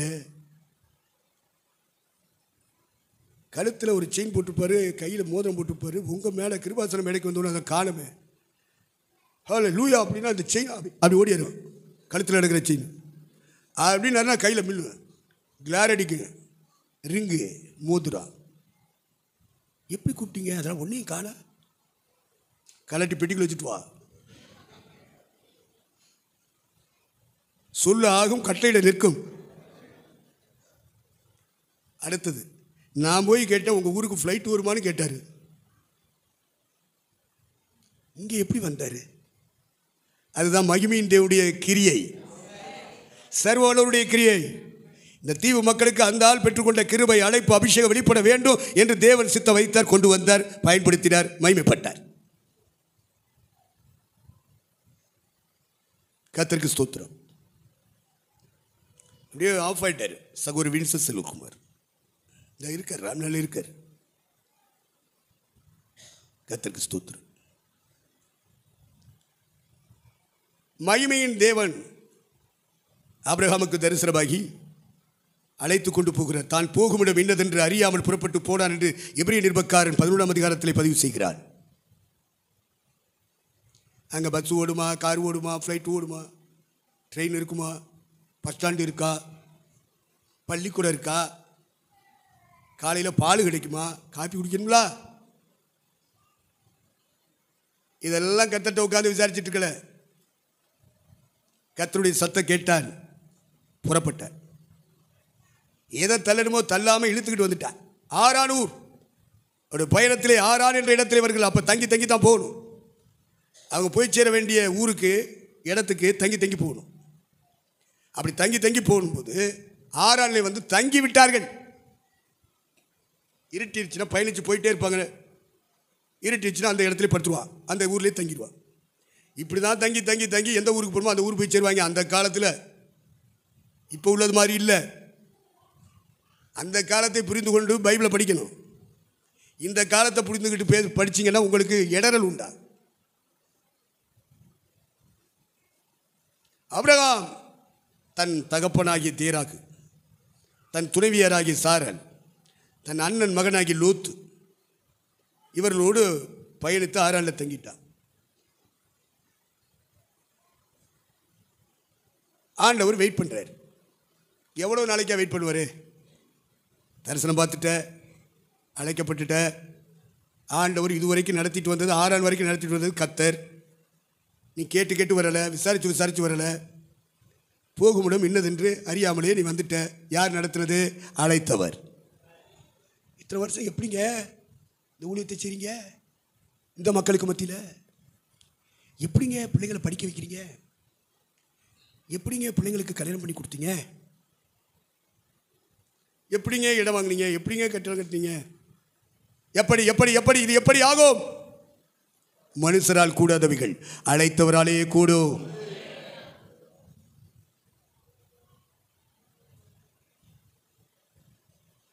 ஆச்சரியப்படும்படியாக கர்த்தர் நடத்துகிறவர். ஆறால வந்து வெயிட் பண்ணி தங்கிட்டான். வெயிட் பண்ணிட்டே இருக்காரு. என்னடா அவரை கூப்பிட்டோம், வாடா வாடான்னு கூப்பிட்டுட்டே வந்தோம். வந்துட்டே இருந்த அந்த நட்சத்திரத்துக்கு பின்னாடி வந்தாங்கல்ல ஒரு கூட்டம், கிழக்கிலிருந்து வந்த சாஸ்திரிகள் என்று நம் வேதத்தில் வாசிக்கிறோம். அந்த நட்சத்திரத்தை பார்த்து விட்டு பின்னாடி ஃபாலோ பண்ணிட்டாங்க. வீட்டை விட்டான், வாசலை விட்டான், தொழிலை விட்டான், அவன் செய்கிற ஆராய்ச்சியை விட்டான், அதை எல்லாத்தையும் மூட்டையை கட்டி போட்டு இந்த நட்சத்திரத்தை பார்த்தாங்க. இவங்க நட்சத்திர ராசி பார்க்குறவங்க போல் இருக்கு. ராசி பலன் பார்த்து வந்தாங்களா என்னன்னு தெரியல. ஆனால் அந்த நட்சத்திரம் மூவ் ஆகிட்டு, இவங்களும் மூவ் ஆகிட்டாங்க, எல்லாத்தையும் ஒதுக்கிச்சு. அப்படி வந்துகிட்டே இருக்கு. இஸ்ரவேல் தேசம் வந்துட்டாங்க. அப்போ அவங்களுக்கு நட்சத்திரத்தின் மூலமாக அவங்க ஆராய்ச்சி என்ன சொல்லுதுன்னா, யூதர்களுக்கு ராஜா பிறந்திருக்கிறார் அப்படின்னு அந்த நட்சத்திரத்தினுடைய பலன் சொல்லுது.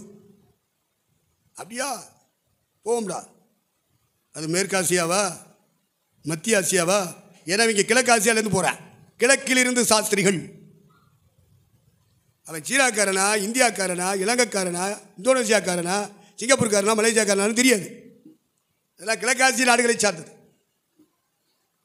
கிழக்கிலிருந்து சாஸ்திரிகள் புறப்பட்டார்கள். அவர்களை வழிநடத்தி கொண்டு வந்தது நட்சத்திரம். அப்படி வந்துட்டே இருந்தவங்க திடீர்னு டப்புன்னு ரூட்டை மாற்றிட்டான். சுய புத்தியின் மேல் சாயாத, சுய புத்தியின் மேல் சாயாத, சுயம் என்னும் சாம்பலாய் மாறணும். ஐயா காலையில் பாட்டெலாம் எடுத்து நமக்கு சொல்லி தந்தாங்க. கர்த்தருக்கு ஸ்தோத்திரம். தேவனுக்கு மகிமை உண்டாகட்டும். நட்சத்திரம் நடத்துதில்ல, ஃபாலோ. உனக்கு என்ன புத்தி இடையில? ஈன புத்தி. அது நல்ல புத்தி. அது என்னையா தப்புன்னா, பக்கத்தில் பெரிய கட்டத்தை பார்த்தேன், அரமனை, பெரிய மாளிகை, உள்ள ஏரோது இருக்காரு. எருசலேமை ஆட்சி செய்கிற ஆட்சியாளர் ஏரோது உள்ளே இருக்கான். பெரிய வீடாக இருக்குது. நம்ம வெகு தூரத்துலேருந்து பிரயாணம் பண்ணிட்டு வந்திருக்கோம். இந்த வீட்டுக்குள்ளே போனோம்னா நமக்கு என்னத்தையாவது நாஸ்தா கொடுப்பேன், சாயா கொடுப்பேன், இல்லைன்னா ஹார்லிக்ஸ் கொடுப்பேன், பூனுட்டா கொடுப்பான். போய் நல்லா குடிச்சுட்டு முடிஞ்சால் சாப்பாடு தருவாங்க, சாப்பிட்டுட்டு வருவோம். மெதுவடை தருவேன், இல்லை பருப்பு வடை தருவேன், இல்லை போண்டா வைப்பான், கேக்கு வைப்பான், என்னத்தையாவது வைப்பாங்க. என்ன பெரிய வீடில் இந்த புத்தி வந்துச்சா அதனால் போனாங்களான்னு தெரியாது. ஆனால் அவன் மன்னன், எருசலேமை ஆளுகிற மன்னன் ஏரோது. உள்ளே போயிட்டாங்க.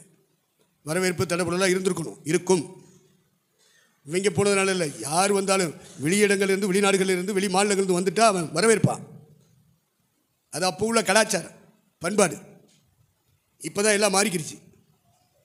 வர்றாண்டோய் கதவை பூட்டிடு, அட அட அட அட, ஏல விளங்குவியா விளங்குவியா? கர்த்தருக்கு ஸ்தோத்திரம்.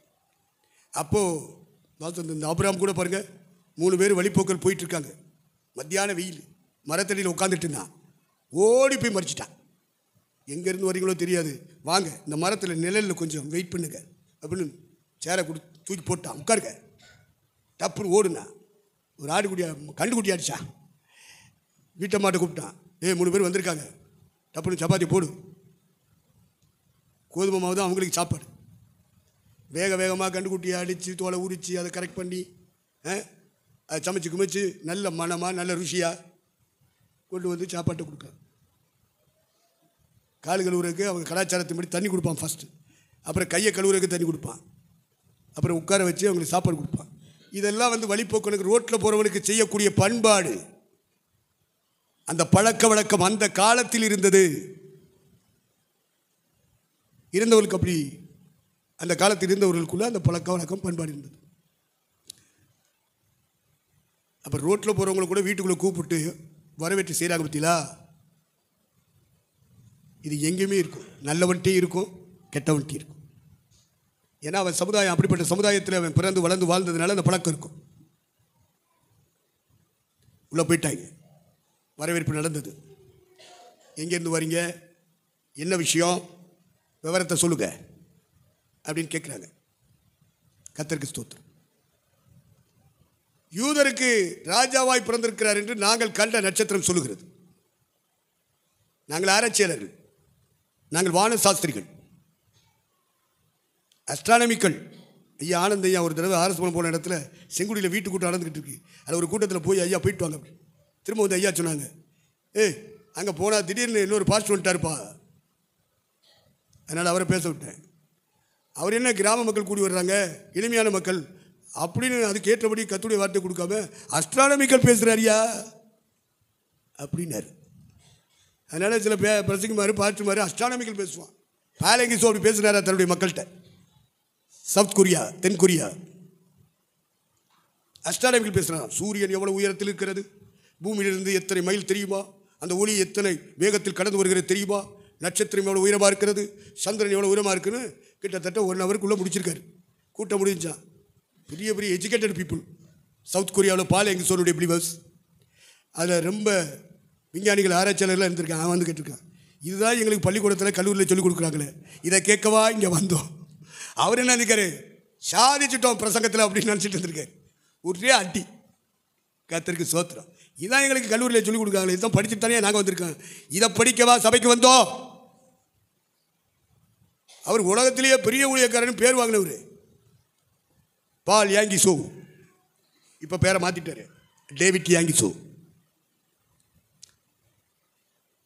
அதில் வான சாஸ்திரிகள் சொல்கிறாங்க, உடனே ஏரோது பார்த்தான், நான் இந்த பூமிக்கு ராஜாவாக இருக்கேன், எருசலேமுக்கு, எனக்கு போட்டியாக இன்னொருத்தன் பிறந்துட்டானா, நீங்கள் இந்த நட்சத்திரத்தை பார்த்து எத்தனை வருஷம் ஆச்சு? திட்டமாய் விசாரித்தான். திட்டமாய் விசாரித்தான். கேள்வி மேலே கேள்வியை போட்டு விசாரிக்கிறான். உடனே வேத பண்டிதர்கள், வேத பாரகர்கள், பரிசேயர்கள், வேதம் தெரிந்தவர்கள், ஒழுங்காக வேதம் படிக்கிறவை மட்டுமில்லை, முழு வேதத்தின் உட்பொருளை கூட விலகி கொண்டவர்கள் வரவழைக்கப்பட்டார்கள். விசாரிக்கப்பட்டது. அவங்க தேடி தேடி பார்த்துட்டு ஒருத்தர் கண்டுபிடிச்சு சொன்னால், மீகா 5ஆம் அதிகாரத்தில் 2ஆம் வசனத்தில் இருக்குது. என்னடா இருக்குது? இஸ்ரவேலை ஆளப்போகிறவர் உன்னிடத்திலிருந்து வெளிப்படுவார்.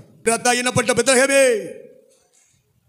நீ 1000 கிராமங்களுக்கு மத்தியில் சின்ன கிராமம், கூக்கு கிராமமாக இருந்தாலும் உன்னிடத்திலிருந்து புறப்படுகிறவர். அந்த புறப்படுதல் அநாதி காலம் தொடங்கிவிட்டது.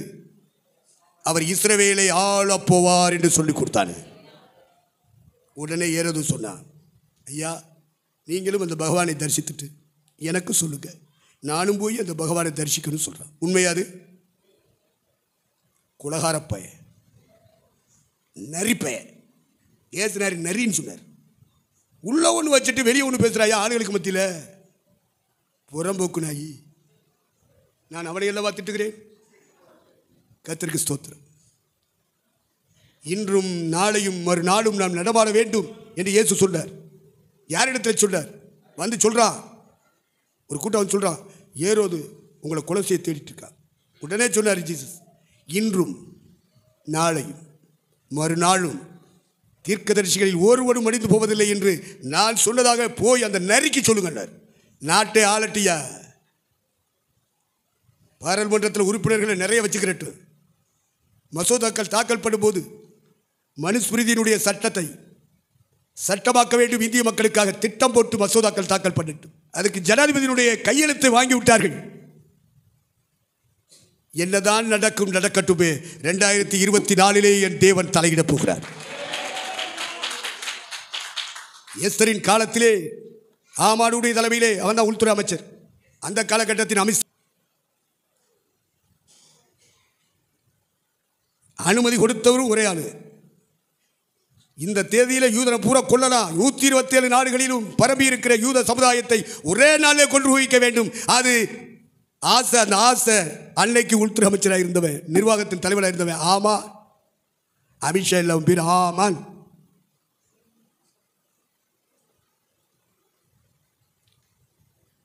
ஒரு ஆத்துமா நான் செத்தாலும் சாகிறேன்னு ராஜாவுடைய மனசை மாற்றுறதுக்கு தேவனால் தான் முடியும். அதிகாரிகளுடைய மனதை மாற்ற வேண்டும். அரசாங்கத்தை கையில் வைத்துக் கொண்டு ஆட்சி பெறுகிற ஆட்சியாளருடைய மனதை மாற்ற வேண்டும். சாதாரண பிரஜை மாற்ற முடியாது. எஸ்தர் ஒரு யூத ஸ்திரீ.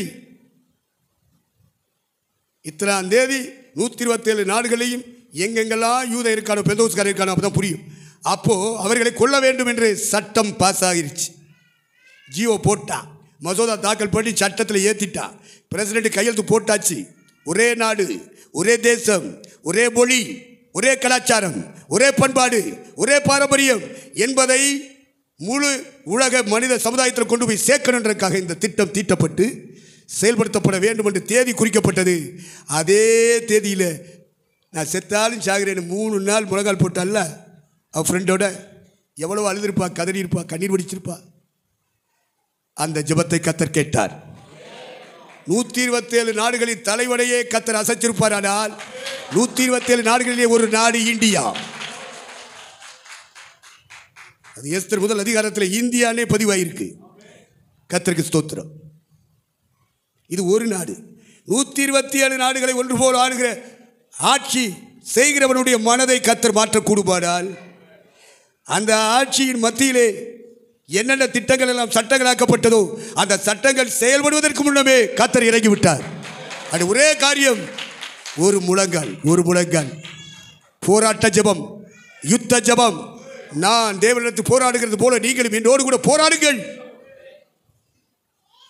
அந்த போராட்ட ஜெபம், எத்தனை ஜெபம் கேட்டாரோ கேட்கலையோ, இந்த ஜெபம் பண்ணித்தான் ஆகணும், போராடித்தான் ஆகணும். இந்த ஜெபத்தை கர்த்தர் கேட்டுத்தான் ஆகணும். 2024 தேர்தலில் மாற்றம் வந்தே ஆக வேண்டும். அது சாதாரண பெந்தேகோஸ்து சபையில் இருக்காங்கல்ல, அவங்களுடைய ஜெபத்துக்கு அவ்வளவு பவர் இருக்கியா? கடந்த காலங்களில் ஜெபம் கேட்கப்பட்டதோ இல்லையோ, 2024 ஜெபம் கேட்கப்பட்டே ஆக வேண்டும். முதல்ல ஜெபம் ஒன்றும் கேட்கல, 2வது ஜெபம் ஒன்றும் கேட்கல. இதுதான் இறுதி சுற்று. ஃபைனல் ரவுண்டில் உனக்கு தான் வெற்றி. பெந்தேகோஸ்து சபைக்கு தான் வெற்றி.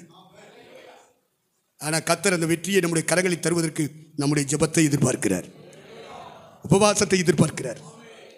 நறுங்குண்ட இருதயத்தோடு பண்ணுகிற ஜெபத்தை, கண்ணீரோடு பண்ணுகிற ஜெபத்தை எதிர்பார்க்கிறார். இது ஒன்று மட்டும் நம்ம செஞ்சோம்னா பரலோகம் திறக்கப்படும், மாற்றங்கள் உண்டாகும். எவெல்லாம் கங்கணம் கட்டி எலெக்ஷன் கமிஷன் என் கையில்,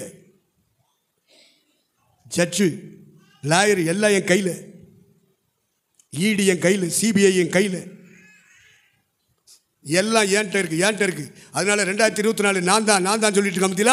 அவன் எந்த டேட்டை குறிக்கிறானோ அந்த டேட்டில் காரியம் மாறுதலாய் இறங்கணும்.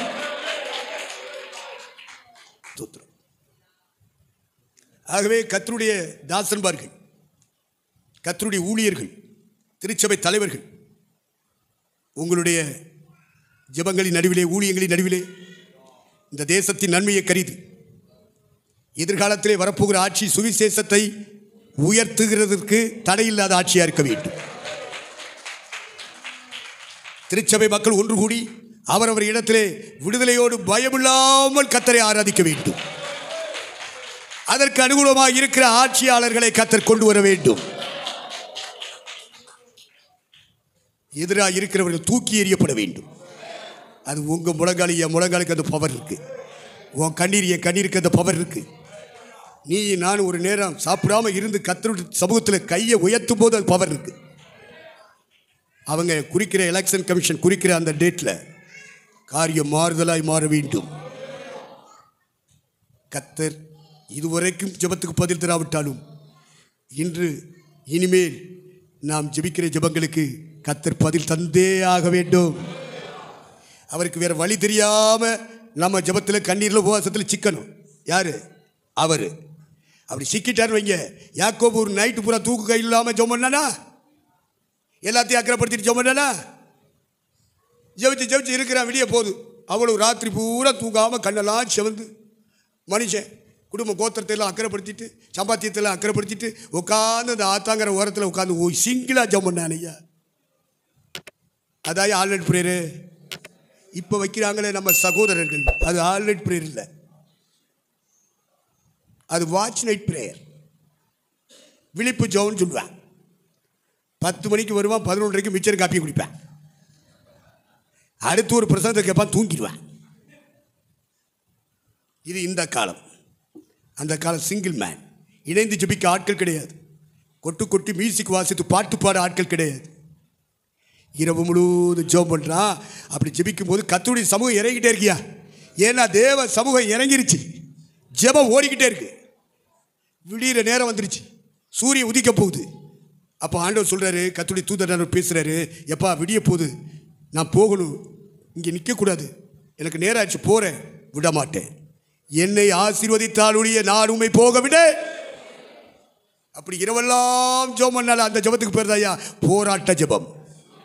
தூக்கத்தை தியாகம் பண்ணிட்டு ஜெபித்தான் பாரு, அந்த ஜெபத்துக்கு நீ வரணும். அப்படி யாராலும் அப்படி ஃபுல் நைட்டு ஜெபம் பண்ணிருக்கலாம் தனியா விடிய விடிய உங்களோட சேர்ந்து ஜெபிக்க 10 பேர் வந்தாலும் சரி 100 பேர் வந்தாலும் சரி உனக்குன்னு ஒரு பகுதி வச்சுருப்பேன். 11 மணிக்கு போகணும், 12:30 டீ காப்பி குடிக்கணும், மிச்சர்த்திங்க அப்படி ஒரு ரவுண்ட் அடிக்கணும், அப்புறம் வந்து உட்காரணும், அப்புறம் ப்ரேயர் இருக்காது, பிரசங்கம் தான் இருக்கும், பிரசங்கத்தை கேட்கணும், தூங்கணும். 1:45 2 மணிக்குள்ளே எல்லாம் முடிச்சிடணும், ஏன்னா அடுத்த நாள் வேலைக்கு போகணும். சாஸ் அப்படியே டைவர்ட் பண்ணி விட்டான். இன்றைய காலகட்டத்தில் உள்ள விழிப்பு ஜோமெல்லாம் இப்படி தான் இருக்கு. என்ன தேவனுக்கு கிரியை செய்வார், என்னமோ நடக்குது, மர்மமாக இருக்குது, ஒன்றுமே புரியல. கர்த்தருக்கு ஸ்தோத்திரம். எப்படியும் யாக்கோபை நினைத்துக் கொள்ளுங்கள். கர்த்தர் சொல்லுகிறார், போக விடமாட்டேன். அதுதான் போராட்ட ஜெபம். என்ன செய்யணும், என்ன ஆசீர்வதியும். உனக்கு என்னடா ஆசீர்வாதம் வேணும், என்ன குறைவா இருக்க, எல்லாம் இருக்க. எனக்கும் என் பிரதருக்கும் பிரதருக்கும் பிரச்சனை இருக்கு, பஞ்சாயம் இருக்கு. 20 வருஷத்துக்கு முன்னே அவன் சவால் விட்டுருக்கான், டே அப்பாவுக்கு சாவு வரும், அன்னைக்கு உன்னை போட்டு தள்ளுறா, மண்டையை போடாமல் போயிடுவாப்பேன், உன்னை கொல்லாம விட மாட்டேன் சொல்லியிருக்கான். நான் அதுக்கு தப்பித்தான் இங்கே வந்தேன், 20 வருஷமாக வாழ்ந்துட்டேன். இப்போ திரும்ப அந்த ஆதி இடத்துக்கு போகிறேன். அந்த இடத்துக்கு போகும்போது என் பிரதர் என்ன தொலைச்சிடக்கூடாது, 20 ஆண்டு காலமாக சம்பாதிச்ச சம்பாத்தியத்தை பிடிங்கிடக்கூடாது. எப்பா நான் பயந்துருக்கிறப்பா, நான் சமாதானமாக வாழணும், என் மனைவி பிள்ளைகளோடு நீங்கள் உதவி செய்யணுப்பா. எனக்கும் சௌரனுக்கு இருக்கிற அந்த பஞ்சாயத்தை, அந்த பிரச்சனையை நீக்கி போடணும். அதுதான் அவன் கேட்ட ஆசீர்வாதம். நீங்களும் நானும் வேறு ஆங்கிளில் கர்த்தர்ட்ட கேட்டுட்ருப்போம். அது போராட்ட ஜெபமாக மாறுமானால் கர்த்தர் நிச்சயமாக பதில் கொடுப்பார். தள்ளாடி போன முழங்கால்களை மீண்டும் பலப்படுத்துங்கள், தளர்ந்து போன கைகளை மீண்டும் உயர்த்துங்கள். காலச்சக்கரத்தின் சுழற்சியினாலும் வயதாகி போனதினாலும் வியாதி நோய்கள் நம்மை தாக்குவதினாலும் நமக்கு கரங்களுக்கு தளர்ச்சி வரும், முழங்கால்கள் தள்ளாடச் செய்யும். முழங்காலில் நிற்க முடியாத நிலைகள் இருக்கலாம். ஆனாலும் கர்த்தர் சொல்லுகிறார், தள்ளாடுகிற முழங்கால்களை மீண்டும் பலப்படுத்து, தளர்ந்து போன கைகளை மீண்டும் உயர்த்து. பரலோகம் உனக்காய் திறக்கும், தரிசனங்கள் வரும், வல்லமை வரும், நீ எதிர்பார்க்கிற பாதையில் இறங்கி வரும். உன் நம்பிக்கை வீண் போகாது, அழைத்தவர் உண்மையுள்ளவர். அப்போ போராட்ட ஜெபம்னு ஒன்று இருக்கு பத்தியில, அவன் இதை எதிர்பார்த்து கேட்டான். அப்போ கர்த்தர் கேட்டார், சும்மா கொடுக்க மாட்டாரியா அவருக்கு, உன் பேர் என்னடா? அவன் உண்மையை சொல்கிறானா பொய்யை சொல்கிறானா? இவன் ஒரு டுபாக்கூர் பேர். இவன் அவங்க அப்பா அம்மா இருக்கும்போது அவங்க அண்ணன்ட்ட டுபாக்கூர் பண்ணுவேன். அடுத்து அப்பாவுக்கு கொஞ்சம் மங்களம் இருக்குது, கண்ணு ஞாபக சக்தி கொஞ்சம் குறைவு, அதை பயன்படுத்தி அங்கேயும் டுபாக்கூர். அதனால் தாயும் தப்புன்னு சேர்ந்து, எப்பா எங்கள் மாமா வீட்டுக்கு போயிரு, விரட்டி விட்டாங்க. போயிட்டு இருக்கும்போது நடுவழியில் ஒத்தையில் இருட்டி போச்சு, தங்கிட்டான். பக்கத்தில் கிடந்த கல்லை தூக்கி வச்சான், பஞ்சு தலைவாணி வச்சு வீட்டில் படுத்தவன், நல்லா ஜிலி ஜில்லுன்னு காற்றில் படுத்தவன், வீட்டில் படுத்தவன் இப்போ ரோட்டில் படுத்துட்டான். வீட்டில் அந்த காலத்தில் ஏசி இருக்குமானா ஏசியில், இப்போ ஓசி நடு ரோட்டில். ஏன் இந்த நிலைமை? டுபாக்கூர் பண்ணேன்னு வச்சுக்க, நீ வாக்கு தத்தத்தின் பிள்ளையாக இருந்தாலும் உன்னை நடத்த வேண்டிய வழியில் தான் தேவனாய கர்த்தர் நடத்துவார். நீ ஆபிரகாமுக்கு பேரனாக இருக்கலாம், ஈசாக்குக்கு மகனாக இருக்கலாம். நீ டுபாக்கூர் பண்ணிகிட்டே இருந்தீன்னா ஒரு அளவுக்கு தான் செய்ப்பார், அப்புறம் வீட்டை விட்டு வெளியேற்றி உன்னை ரோட்டில் படுக்க வச்சிடும். கர்த்தருக்கு ஸ்தோத்திரம். பெற்ற தாயும் தாப்பனுமே விட்டுட்டாங்க, வேறு வழி இல்லை, ரோட்டில் கிடக்கான். ஆனால் கர்த்தர் நம்முடைய மனசில் இருக்கிற திட்டத்தை அவன் தூங்கிக்கிட்டு இருக்கும்போதே வெளிப்படுத்தினார். அந்த திட்டத்தோடு தான் போன மாமா வீட்டுக்கு 20 வருஷம் பயணிச்சிட்டான். 20 வருஷம் முடிஞ்சு திரும்ப வரும்போது தான் எல்லா சொத்து சுதந்திரம் எல்லாத்தையும், அப்போ வந்து அசையும் சொத்துக்கள் தான் சொத்து, நிலம் கட்டணமெல்லாம் பெரிய சொத்தே கிடையாது அந்த காலகட்டத்தில். இப்போ நம்முடைய காலத்தில் தான் பூமியும் கட்டணமும் பெரிய சொத்தாக இருக்குது. அன்னைக்கு ஆடுகளும் மாடுகளும் ஒட்டகங்களும் அன்னைக்கு பெரிய ப்ராப்பர்ட்டி. ஆபிரகாம் காலத்தில், ஈசா காலத்தில், யாக்கோபுடைய காலத்தில் அசையும் சொத்துக்கள் தான் சொத்துக்களாக மதிக்கப்பட்டது. அசையா சொத்துக்கள், லேண்ட் அண்ட் பில்டிங், அது பெரிய சொத்துக்களாக மதிக்கப்படவில்லை. நம்முடைய காலகட்டத்தில் நிலமும் கட்டடமும் பெரிதாக மதிக்கப்படுகிற காலம். இவனுக்கு அந்த தரிசனம் கொடுத்து அனுப்புனார். 20 வருஷம் வண்டி உருட்டிட்டான், சம்பாதிக்க வேண்டியெல்லாம் சம்பாதிச்சிட்டான். திரும்ப போகும்போது தான் அவனுக்கு இந்த பயம் வருது. ஆத்தாங்கரைக்கு அக்கறையில் போக வச்சுட்டு இவன் தனியாக வந்து நைட்டு பூரா போராடுறான். ஆண்டவர் கேட்டார், உன் பேர் என்ன? யாக்கோபு. உண்மையை சொல்லிட்டான். ஒத்துக்கொண்டு தன் பாவங்களை ஒத்துக்கொண்டு அறிக்கையிடுகிறவன் தேவனுடைய இரக்கத்தை பெறுவார்.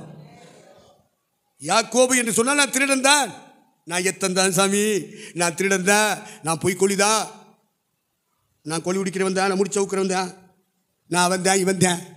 அதான் யாக்கோபு. தன் பாவங்களை ஒத்துக்கொண்டு அறிக்கை செய்கிறவன் கடவுளுடைய சமூகத்திலே அறிக்கை செய்கிறவன் இரக்கம் பெறுவான்.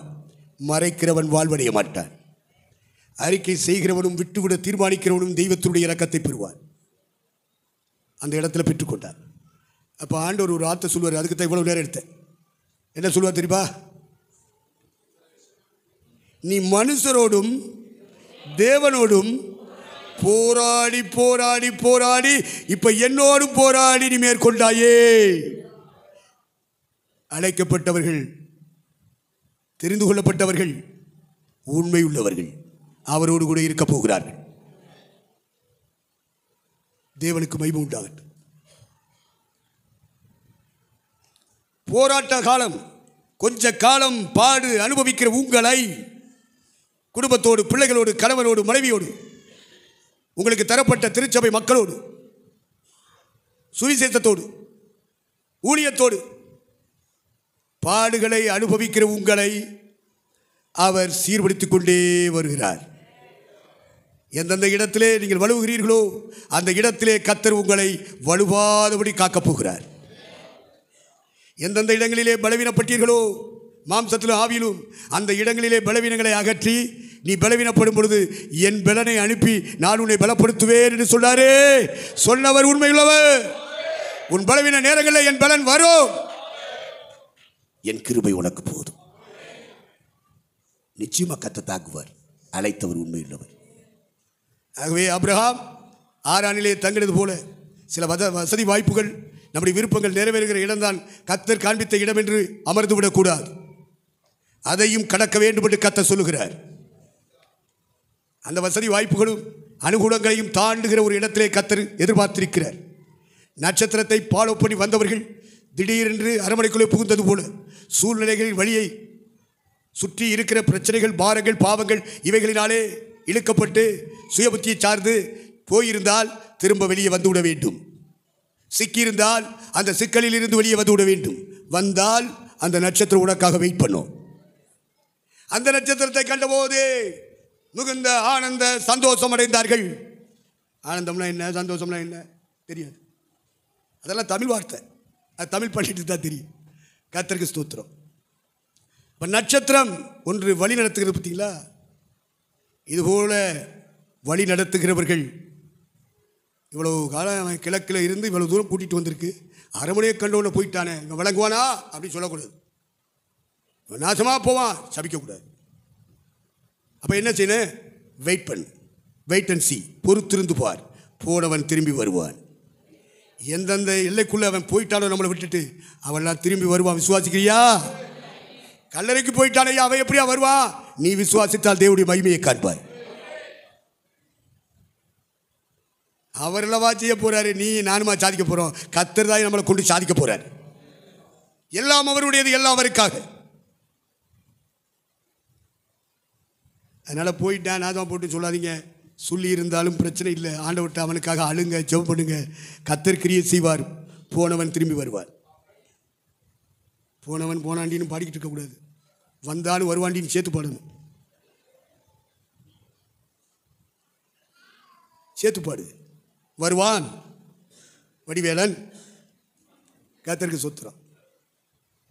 அதனால தேவன் அவருடைய கிரியை செய்ய போகிறவர் கர்த்தர். நீங்களும் நானும் எதிர்பார்க்கிற இடத்தை அடைய செய்ய போகிறவர் கர்த்தர். நம்முடைய திறமைகள் அல்ல, அனுபவங்கள் அல்ல, அறிவல்ல, வயசல்ல, முழுவதும் பரிசுத்த ஆவியானவர். உங்களுடைய என்னுடைய பலத்தினாலே சாதிக்க முடியாததை, பராக்கிரமத்தினாலே சாதிக்க முடியாததை அவர் அனுப்பின பரிசுத்த ஆவியானவர் சாதித்து தருவார். நிச்சயமாகவே முடிவு உண்டு. உன் நம்பிக்கை வீண் போகாது. கர்த்தருக்கு ஸ்தோத்திரம். ஆகவே இடையில தங்கிடக்கூடாது. தங்கிட்டாலும் கர்த்தர் மீண்டும் இறங்கி வருவார். இறங்கி வந்தபோது பேசினார். இனத்தையும் ஜனத்தையும் அவன் தகப்பன் வீட்டை விட்டு புறப்படு அப்படின்றார். தேராக பாசக்காரன், மய மேலே ரொம்ப பாசக்காரன். எனக்கு வயசாகி போச்சு, என்னை யார் கவனிக்கிறது, நீ என் கூட இரு, என்னை விட்டு போகாதடா புள்ள. உனக்கு ஆண்டவர் காமிச்ச தேசம் இதுதான்டா, உனக்கு என்னடா குறை, எல்லாம் வச்சுருக்கேன்டா, நீ இங்கே இருடா. எத்தனை வருஷம் இந்த டைலாக்கை கேட்டுகிட்டே இருக்க? சாராளை அவன் திருமணம் முடித்தது 50 வயதாக இருக்குமானால், மேபி லெட் அஸ்யூம் ஆறான்ல 25 years, 25 ஆண்டு காலம் கழிந்து போனது. ஏறக்குறைய வயது 75. ஆதியாகமம் 11 அதிகாரத்தின் இறுதி வசனங்களிலே அவன் மெசொப்பொத்தாமியா விட்டு புறப்பட்டு வந்த வசனம் குறிப்பிடப்பட்டிருக்கிறது. வந்து ஆரானிலே தங்கிவிட்டார்கள்.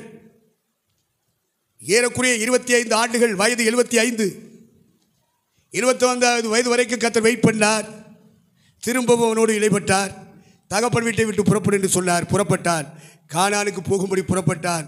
புறப்பட்ட பொழுது அவனுக்கு வயது 75. அவன் இந்த பூமியை விட்டு கடந்து போனது 175.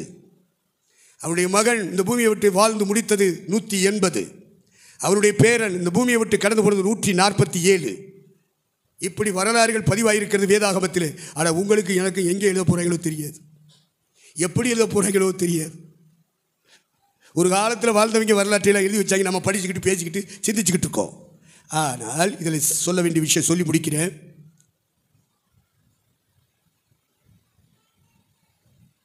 கர்த்தரே நடத்தி கொண்டு வர்றாரு. இடையில வெயிட் பண்ணிடக்கூடாது. சில சூழ்நிலைகள் உன்னை தங்க வச்சிருச்சு, அதை சார்ந்துட்ட, அதை விட்டு வெளியே வரும்படியாக மீண்டும் பேசுகிறார். இழந்துரு. அதே எல்லைக்குள்ளே, அதே சூழ்நிலைக்குள்ளே, அந்த பழைய பிராண்டுக்குள்ளே இருக்காத ஒரு புதிய வழியை கர்த்தர் உனக்கு திறக்கப் போகிறார். புதிய வல்லமை உன்னை சந்திக்கும். புதிய கிருபை உன்னை சந்திக்கும். புது ஜீவன் உன் ஆன்மாவுக்குள்ளே இறங்கி வரும். உன் மனம் புதிதாகும். பழையவைகள் ஒளிந்து போகும். எல்லாமே புதிதாக்கப்பட போகிறது. புதிய காரியங்களை கர்த்தர் உனக்கு வெளிப்படுத்த போகிறார். புதிய வாசலை கர்த்தர் திறக்கப் போகிறார். புதிதும் ஜீவனுமான மார்க்கம் உன் கண்களுக்கு தெளிவுபடுத்தப்படும். ஆவியானவர் கொண்டு போவார். இதுவரைக்கும் உனக்கு இஷ்டமானபடி போயிட்டு இருந்த, நீ என்ன நினைச்சியோ என்ன விரும்பினியோ அந்த பாதையில் போயிட்டு இருந்த. இனி பேதுருவே, வேறொருவன் அறை கட்டுவான். யார் அந்த வேறொருவன்? ஆவியானவருக்கு நீ முழுமையாக ஒப்புக் கொடுக்கும் போது அவர் கண்ட்ரோல் தான் வேறொருவன். அதான் அறை கட்டுதல். அவருடைய ஆளுகைக்கு முழுமையாக அர்ப்பணித்தல். அதுக்கு பிறகு வருகிற ஊழிய பேதுருக்கு விசேஷமாக இருந்தது. எல்லா அன்புகளை, மாமிச அன்பு, மனுஷ அன்பு, உலக அன்பெல்லாம் கடந்து அகாப்பே என்ற தேவ அன்புக்குள்ளே பரிசுத்த ஆவியானவர் கொண்டு போயிட்டார். அப்படிப்பட்ட ஒரு எதிர்காலத்தை கர்த்தர் நமக்கு, நம்முடைய ஊழியர்களுக்கு, நம்ம குடும்பத்துக்கு கர்த்தர் வைத்திருக்கிறார். ஆகவே பரிசுத்த ஆவியானவருக்கு முழுமையாக அர்ப்பணிக்கும் பொழுது, எப்படி ஆபிரகாமை ஆரானிலே 25 ஆண்டு காலம் தங்கிவிட்ட அவனை மீண்டும் ஒரு புதிய வாசலை திறந்து வழிநடத்தி கானானிலே கொண்டு போய் சேர்த்தாரோ, அதுபோல உனக்கு தந்த தரிசனம் நிறைவேற்றப்படும். உனக்கு கொடுக்கப்பட்ட தீர்க்க தரிசனம் நிறைவேற்றப்படும். உனக்கு அருளப்பட்ட சொப்பனம் நிறைவேற்றப்படும். உனக்கு தந்த ஊழிய நிறைவேற்றப்படும். இடையில நிற்காது. நிற்கிறது மாதிரி காணப்பட்டாலும் கர்த்தர் தொடர வைப்பார். நிச்சயமாகவே முடிவு வரும். நிச்சயமாகவே உன் நம்பிக்கை வீண் போகாது. கர்த்தருடைய ஆவியானவர் உன்மேல் என்மேல் இறங்கி இருக்கிறார். இந்த இறுதி நேரத்திலே பரிசுத்த ஆவியானவருக்கு எப்படி பேதுரு முழுமையாக தன் வாழ்க்கையை அர்ப்பணித்தானோ, அதற்கு முன்பு ஆண்டவரோடு இருந்தாலும் பல மறுதலிப்புகள் அவன் வாழ்க்கையில் உண்டு. பல பொய் உண்டு. பொய் சத்தியங்கள் உண்டு. பல இடங்களிலே உணர்ச்சி வசப்பட்டு பேசுகிற பகுதிகள் உண்டு. எல்லா பகுதிகளையும் கடந்து வந்தான். இறுதியாக கெச்சமனை தோட்டத்தில் பட்டயத்தை எடுத்து போர்த்தலிட்டான். காதை வெட்டி விட்டான். கிறுக்கு போய் கழுத்தை வெட்ட வேண்டிய காதை வெட்டி விட்டான். நல்ல வேலை குனிஞ்சு அந்த காதை எடுத்து அப்பவே ஒரு மிராக்கல் பண்ணி கெச்சமனை தோட்டத்திலையும் நம்முடைய கர்த்தர் அற்புதங்களின் தேவன் என்பதை அற்புதமாற்றி ரூபகாரப்படுத்துகிறார். செய்வாரியா? உனக்கு செய்வாரியா? எந்தெந்த பகுதியில் நீ வீழ்ச்சி அடைந்து வந்தாயோ, வலிவு போகிற உன்னுடைய இருதயத்தை கர்த்தர் ஸ்திரப்படுத்த போகிறார். தள்ளாடி போன முழங்கால்களை பலப்படுத்த போகிறார். தளர்ந்த கைகளை கர்த்தர் பலப்படுத்த போகிறார். உன்னுடைய ஜெபத்தின் வாசனையே வித்தியாசமாக வரப்போகிறது. உன்னுடைய வாயிலிருந்து புறப்படும் வார்த்தைகள், சுவிசேஷங்கள், செய்திகள் எல்லாம் மாறப்போகிறது. எல்லாம் ஜீவனாக, வல்லமையாக, கிருமையாக, உப்பாக, சாரமேற்றப்பட்டதாய் வெளிப்பட போகிறது.